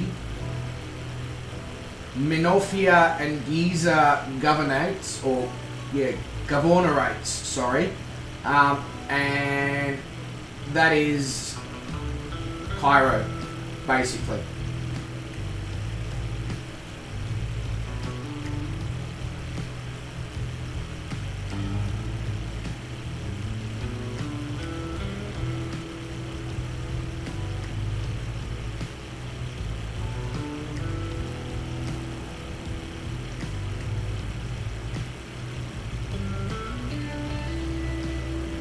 Whereas if you've got have you got the Jabiru or anything like that, mate? That's the kind of aircraft that I recommend taking on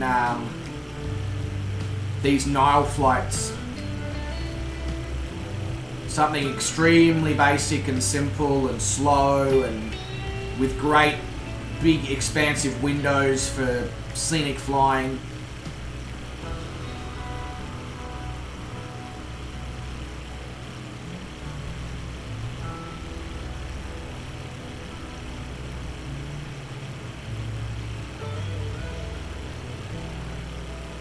You don't have the Jabiru?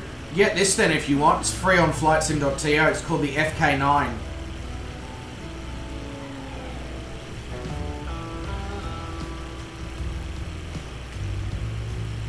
Oh, you're in the CTSL. Originally,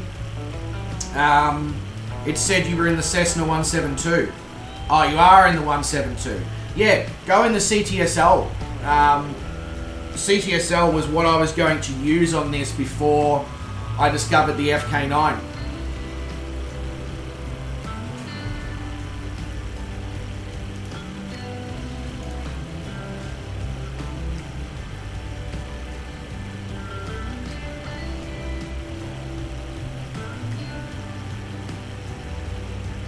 Oh, 50 degrees C, that's so hot, yeah. I'm not surprised to hear that you had sore eyes. Yeah, no, it doesn't have autopilot. Oh yeah, you need autopilot at the moment, don't you, Wes?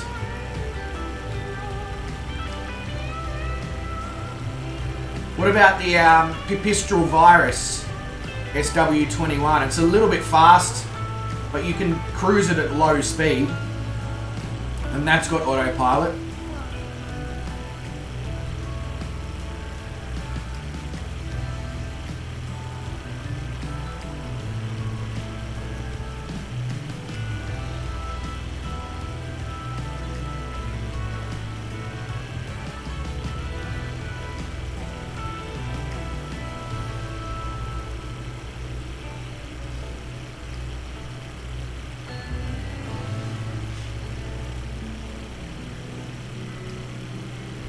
Bloody hell, 50 degrees Celsius, kangaroo. I don't know, like, I've had, that's all, folks. I've had some incredibly hot days, as you know, here in Australia. I think the hottest day I've ever experienced was 48 degrees Celsius back in '09, but and that was unbearable. That was completely and utterly unbearable. It was a case of you sit inside in front of the aircon, you don't have any other choice. Yeah, not an enjoyable time, that's for sure. So I can't imagine what it would be like being on holidays in that sort of weather where you sort of obviously don't want to sit inside and do nothing and sit in front of the aircon because you're on holidays. Yeah, 50-degree days in bush meant Wes was stocking freezers all day. I'm not surprised to hear that at all, Wes. I think that's what most people would be doing in that sort of incredibly hot weather. Inspector says 49 for you at Moomba, South Australia. Yeah, hot part of the world. Very hot part of the world there, Inspector. ETA, Brett, I'm not 100% sure, but we have got about 30 nautical miles to go.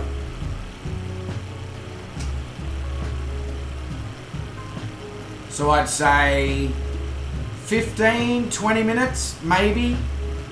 Depends how many of the turns of the Nile River I proceed to follow, I guess. I am trying to make a little bit more of a straight beeline now that we are approaching Cairo. Just so I don't miss the pyramids, because the pyramids will be off to the right-hand side very soon.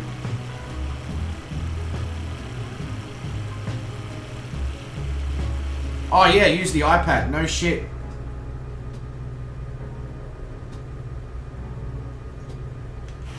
But yeah, 30, just under 30 nautical miles. As you can see, I can now see Cairo West Airport and Sphinx International Airport, which means, and that's 8 nautical miles from where we are, and that's the outskirts of Cairo.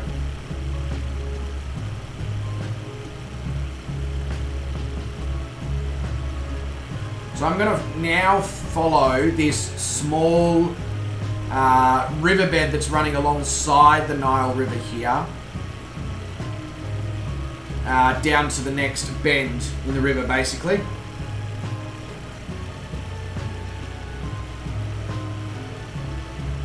Kangaroo says, Valley of the Kings, where it was hot. If you have sunglasses, don't wear metal frames. The metal frames are too hot. Yeah. Absolutely, actually. Shit, yeah, burn your friggin' eyes off. Not a nice situation to be in. Part of the reason why I'm now choosing to fly down this part is because, as you can see over here, the photo imagery from Bing for this next part of the Nile is, well, it's not worth following.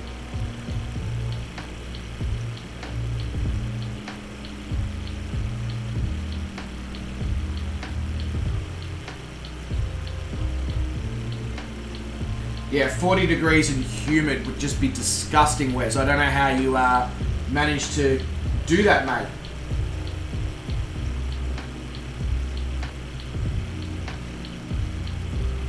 You know, like 30 degrees and humid is disgusting. I can't imagine adding an extra 10 degrees to that. That would just be, yeah, not something I ever want to experience.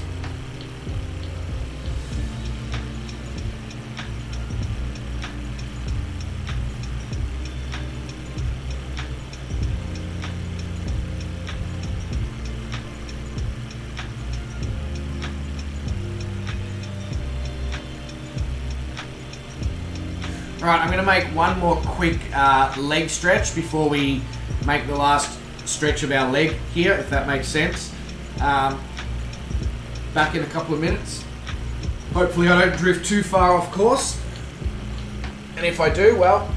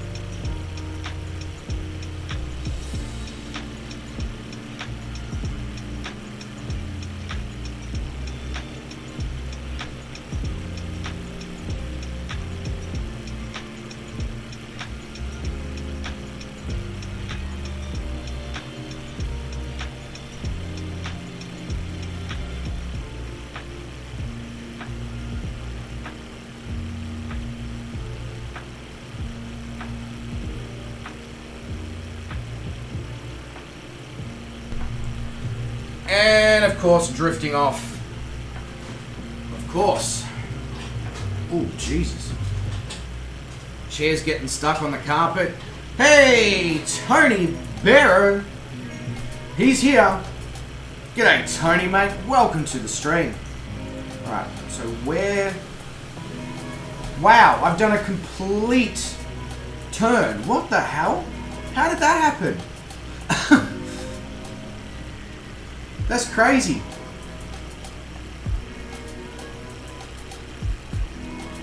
Wes says, the runway has numbers both ends, but it's damn short. So, is it worth landing at Wes, or do you reckon I should be looking to find another airport in the area to make our arrival at? Because there's plenty of little GA airports in the middle of CAIRO, so...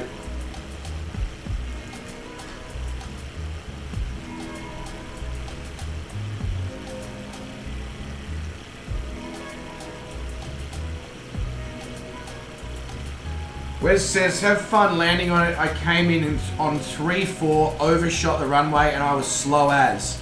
Alright, it sounds like a bit of a landing challenge. Who can actually land their aircraft on the 750-foot runway? And then I might make the departure point for the next flying NILE stream one of the other GA airports there in CAIRO, just to obviously not make things too hectic.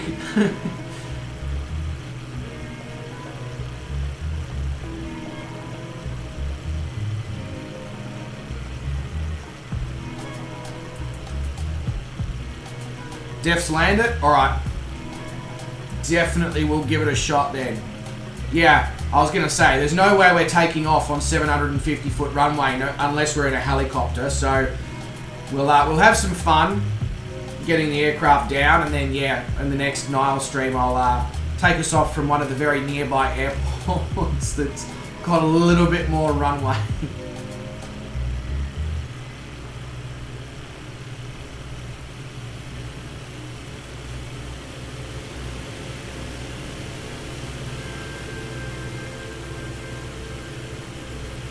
We can try and land on a NILE cruise boat. I haven't seen any yet, Kangaroo, but if we do, that would be really cool. Jeez, who's like right with me? Yeah, there we go. Is that somebody else in the FK9? That is somebody else in the FK9. Is that Brett? I can't see his name tag.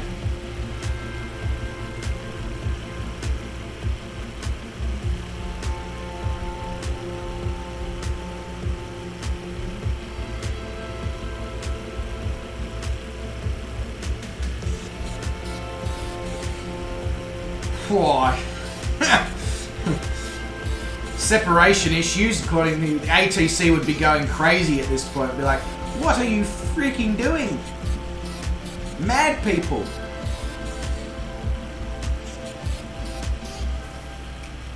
Yep, it's Brett.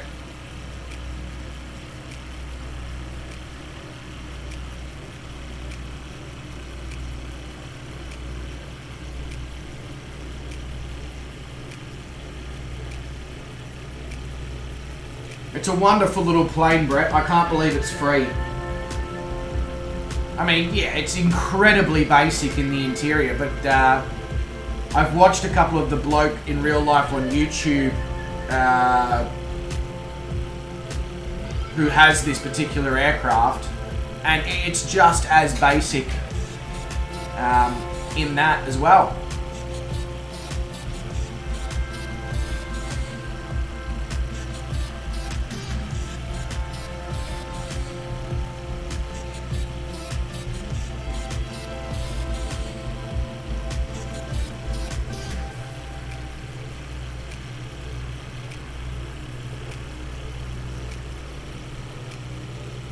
Oh, you pressed the altitude hold and you also dove down towards the ground? Yeah, Pilot Frank's model. So does his model in the sim have extra bits and pieces, does it? Brett?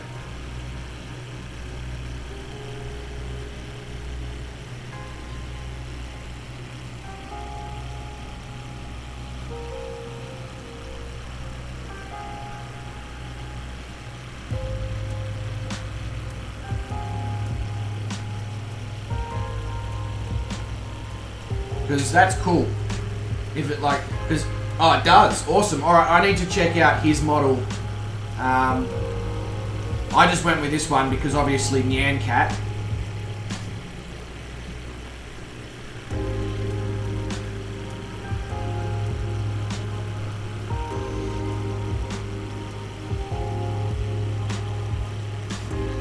Calling pigeons in the F-35 again. Attempt number 3. How many more is he going to write off before the end of the stream?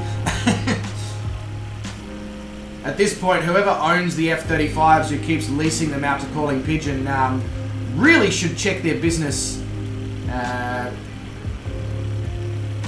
what they and who they allow things to be sent out to. Aaron 963 in his Kodiak.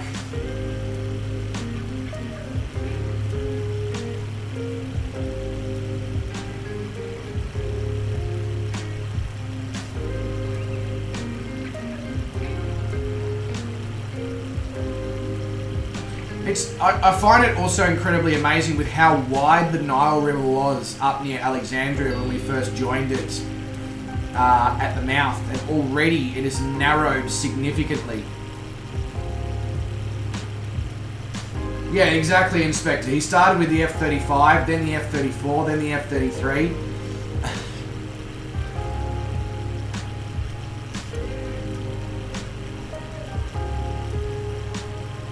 Oh, he's plummeting towards the ground right now, so it looks like he might be up to the F-32 in a minute.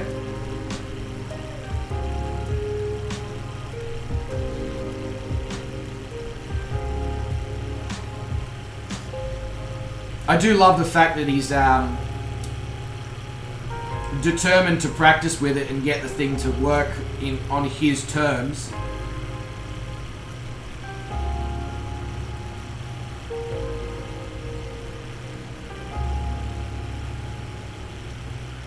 Dead.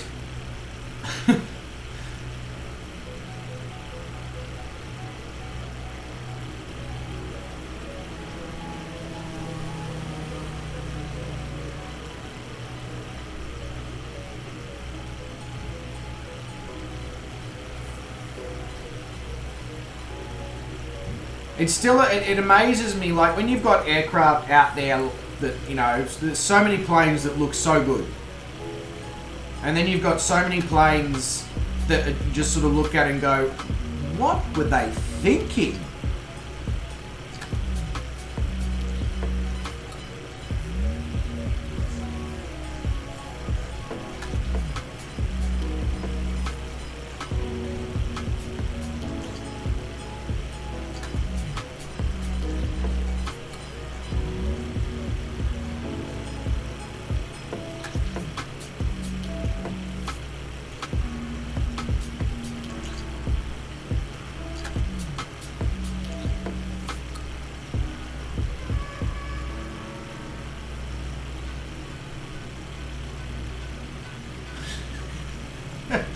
Like a manta ray with its mouth open.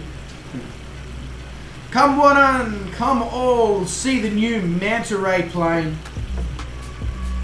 It will leave you with your mouth open. Mainly because you've probably vomited after looking at it.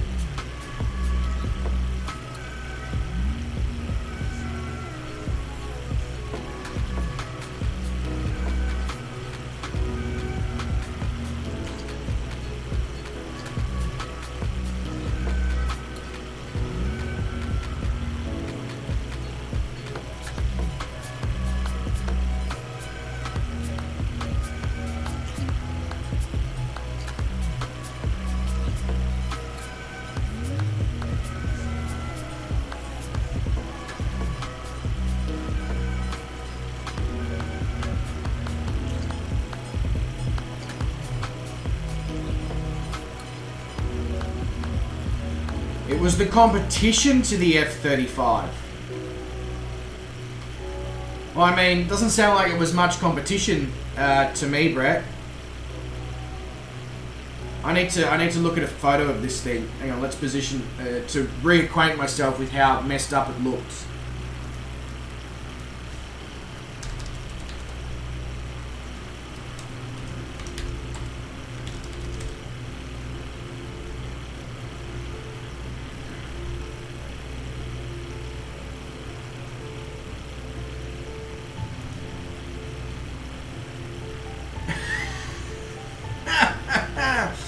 Yeah. Right. Looks like it's going to consume everything that's in its path. Just...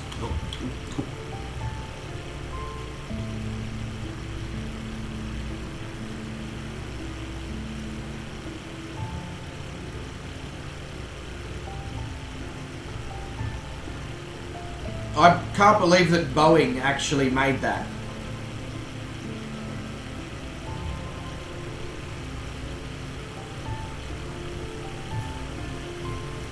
I would be incredibly embarrassed. Like when you have somebody like Lockheed Martin who produces something like the F-35, as Boeing, I would be incredibly embarrassed with the knowledge that that was my competition, or what I put up as the competition to the F-35. Like, Boeing, you're better than that. So much better than that.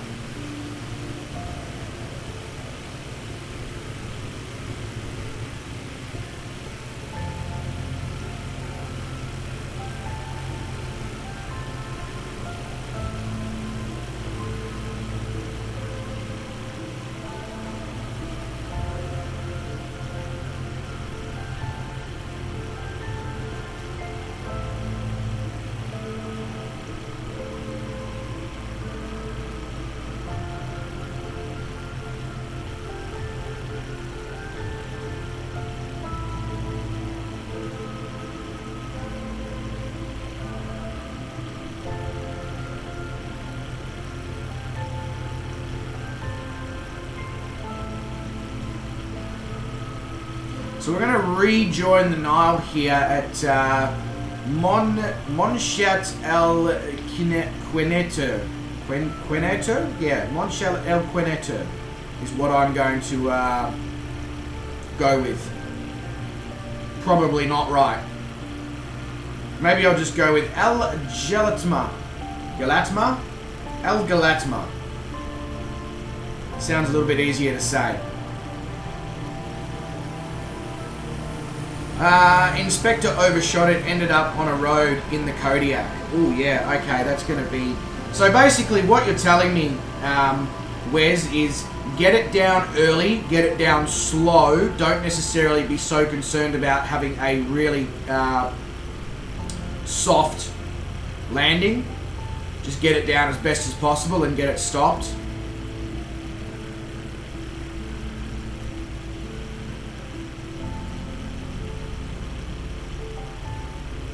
Yeah, exactly, Inspector. Wes is a dobber.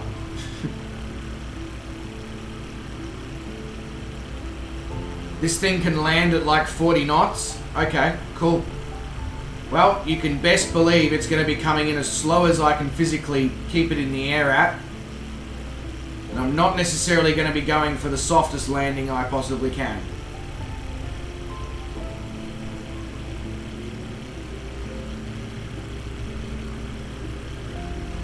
Calling Pigeon says, Orbex advert when you buy the F-35 through them at C in Discord photography. Rightio, looking.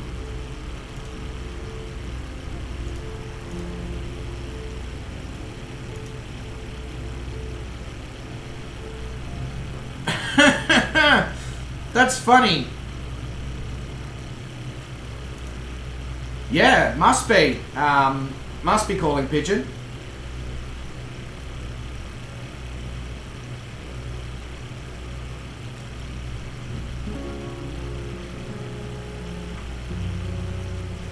I mean, to be fair, they did, you know, Orbex has basically created every single handcrafted airport that's included within the sim on behalf of Asobo and Microsoft Flight Simulator anyway.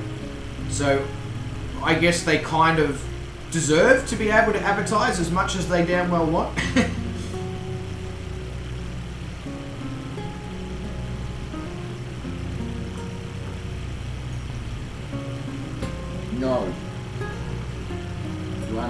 not to bite the pillows.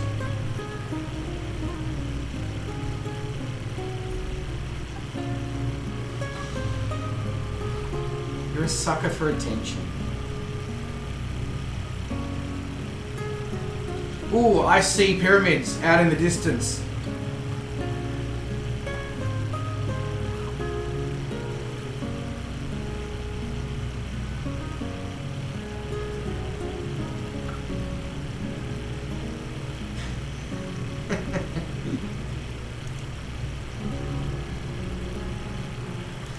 The fact that I had to allow the term "bite the pillows" concerns me. No, just doggo, Inspector.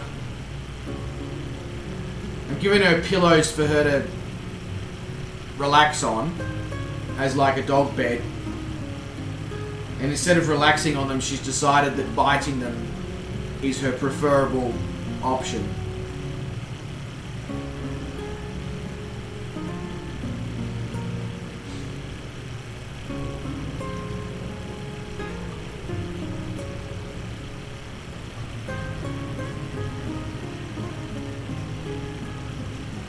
I think ATC has probably got issue with every single one of us in this flight, Wes.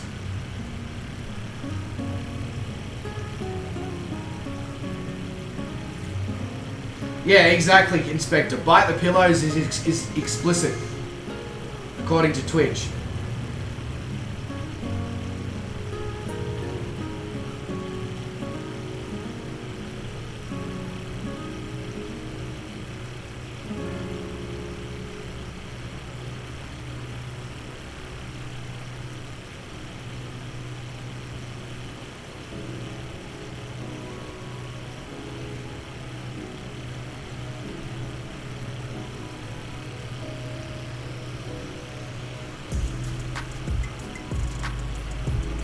I'm hating the continuous left turn though that this plane seems to like to make.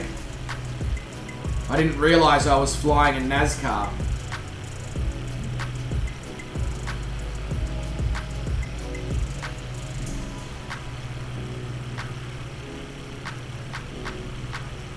That place over there is awesome.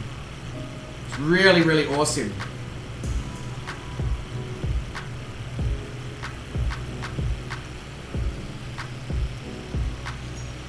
Well, there's definitely no doubting now that we are coming into Cairo. Left turn for me, Brett. It's having a bit of a left turn time.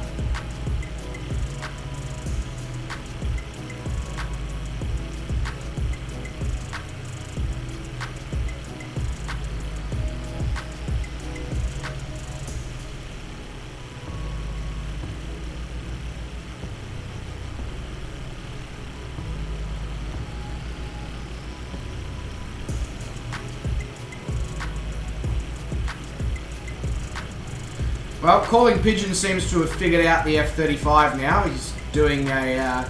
he's at least ascending now. There's no more plummeting towards the Earth. Yeah, it could be the crosswind, Brett. Absolutely, it could be.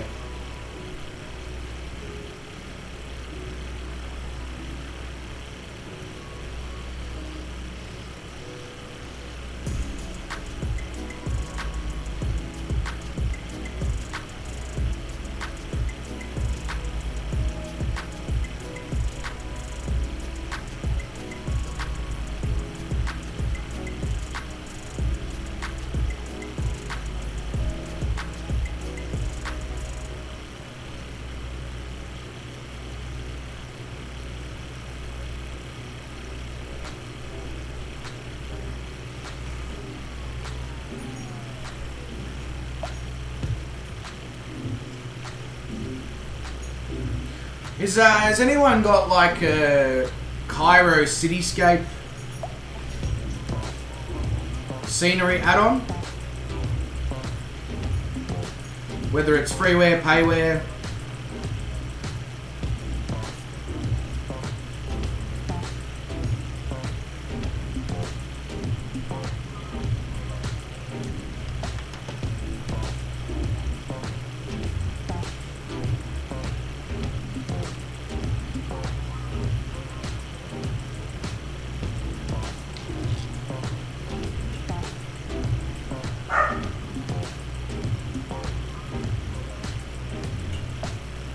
Hey, now I can see Inspector and I can see Wes on the ground.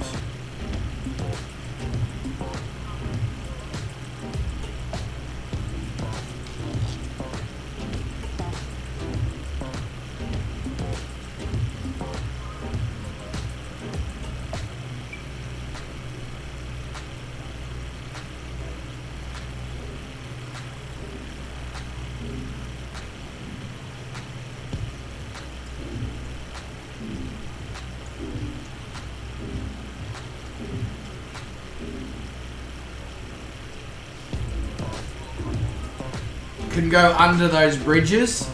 Yeah, Icarus was doing it before. Quite funny to watch from up here because you have to get so incredibly close to the water. Bloody hell, Brett.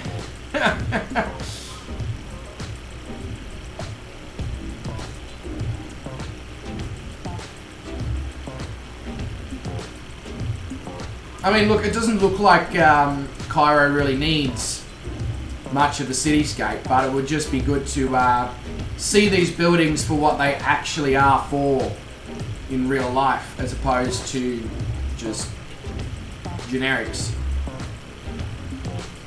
Calling Pigeon is not sure he can land this animal. That's alright, you've crashed it, what, 3 times, 4 times? Just go with a solid 5 for the stream.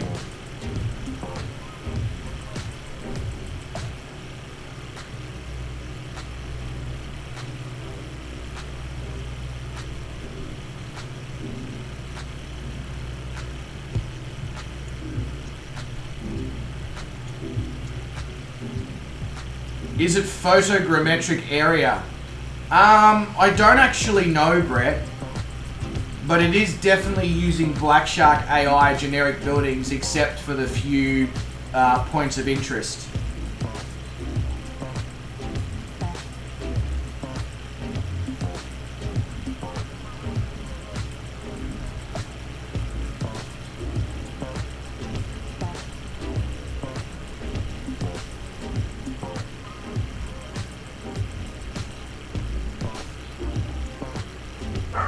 Oh, I think Brett hit the bridge.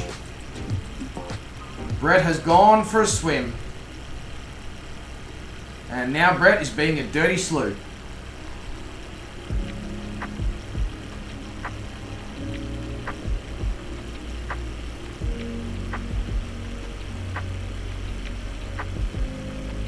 The next bridge is underwater. Well, it's not really a bridge then, it's a tunnel.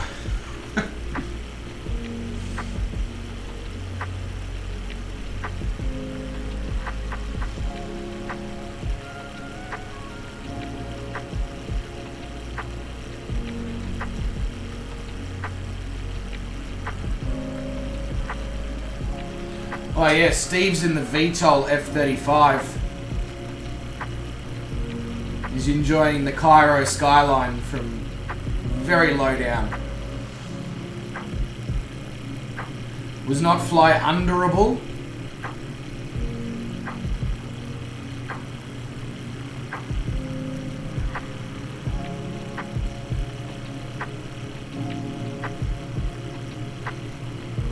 Kangaroo landed without going off the end. Awesome. There we go. I think that means Kangaroo is the first one that's successfully down on this incredibly short runway.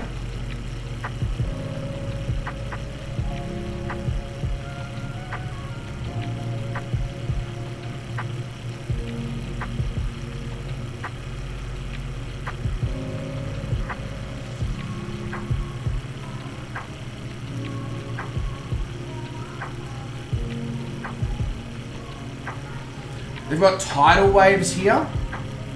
What?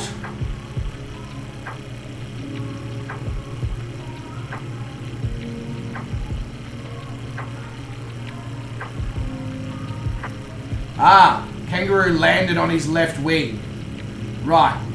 So his left wing's broken, but he managed to stop before the end of the runway. You know, I guess... So I guess that means that no one has still successfully made it down yet. No pressure on me then, eh? No pressure at all.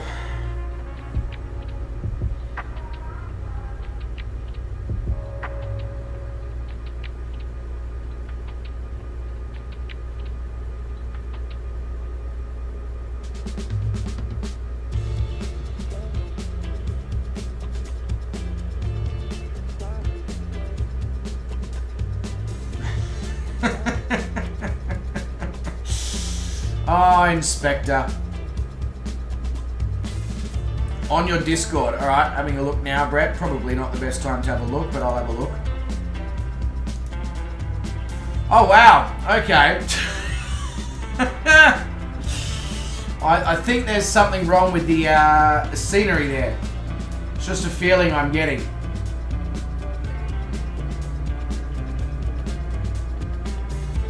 Alright, I need to bring up little nav map, which means I'm not going to be able to look at Twitch chat for a moment. Yep, so 3-4 is definitely the runway to come in on. Cool.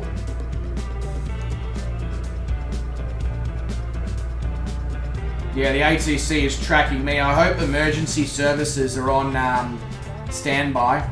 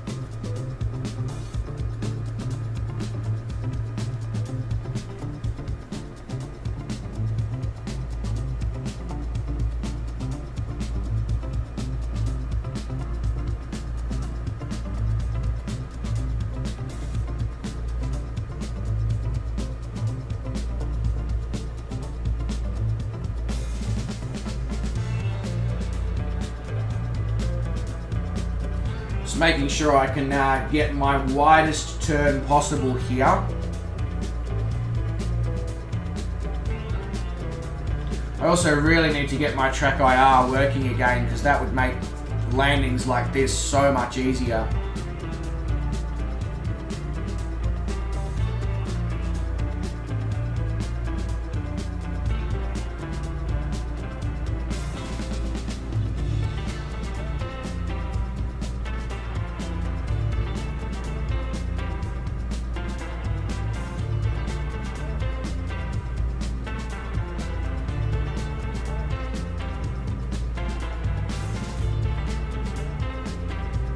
Oh yeah, for synthetic vision, Brett. Yeah, that will come in handy if we ever fly in slightly more inclement weather. But the weather right now in Cairo is just stunning.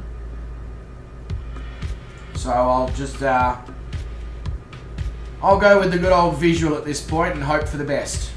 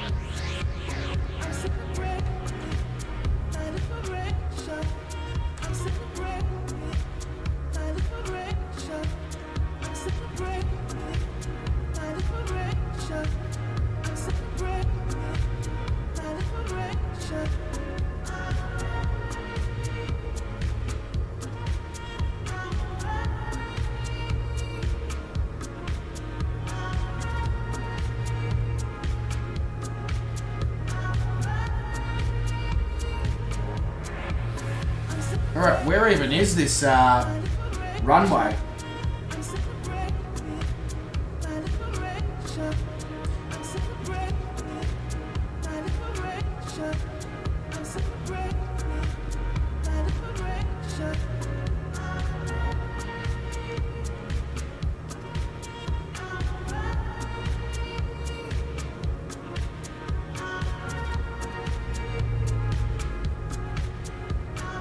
Oh, yep, I see it.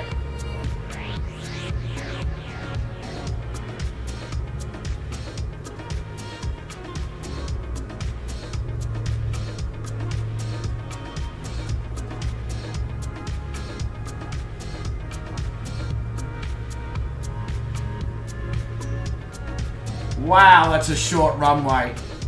Holy shit, that's a short runway.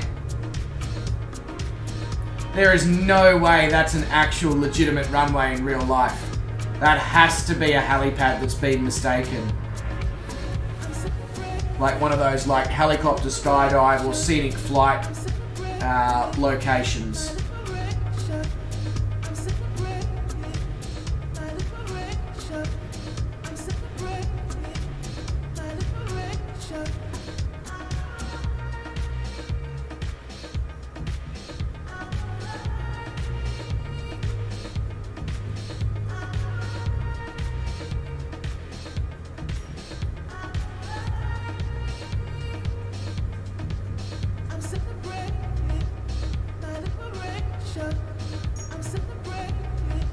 Start down. Not now. Not now.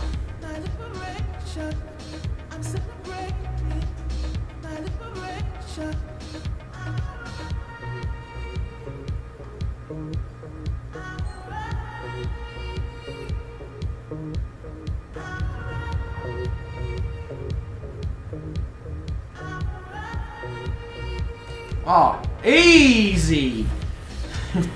Easy.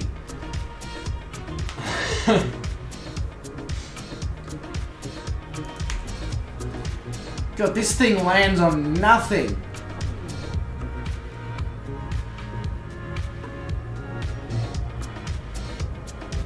It is the FK9, William.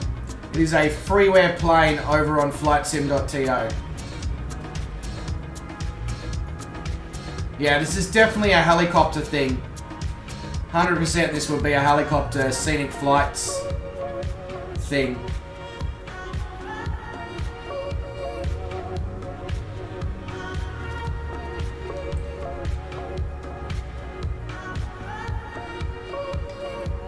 Pretty sure you're going to get done for criminal damage calling pigeon for destroying so many F-35s.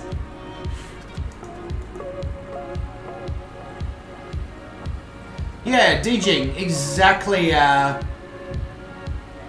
exactly, William. And yeah, as Brett just said as well, Pilot Frank flies it on his YouTube channel. Just his is yellow. That's the only difference.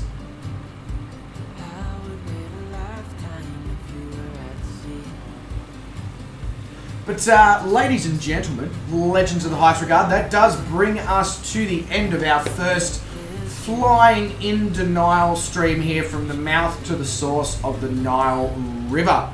So I'd like to say a massive thank you to everybody who did watch along across the various streaming services. Much appreciated. And to those of you who did join in the flight as well, it has been awesome to have you all along. I would like to finish off by acknowledging my Patreons again. So that is Drew Demarinis, Leaded Rapier 709, Big Jacko's Gaming, Calling Pigeon, the Western Australian Slew himself, Mr. Tony Barrow, our two other American slews, Garwin Grimm and Josh Manchester, and of course our two British slews in Blackadder and Sean Dale. Guys, thank you very much for the behind the scenes support of the channel. It certainly does help with the day-to-day running costs of the channel.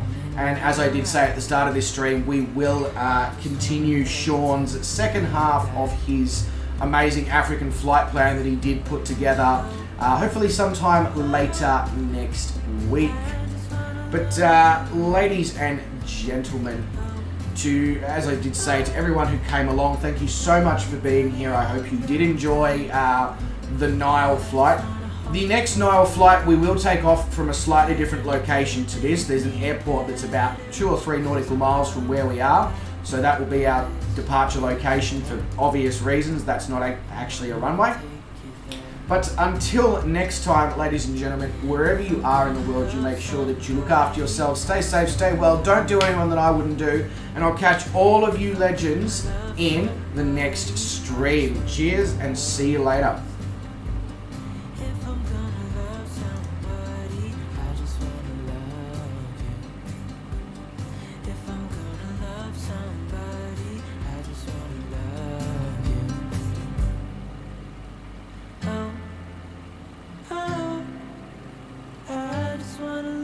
you.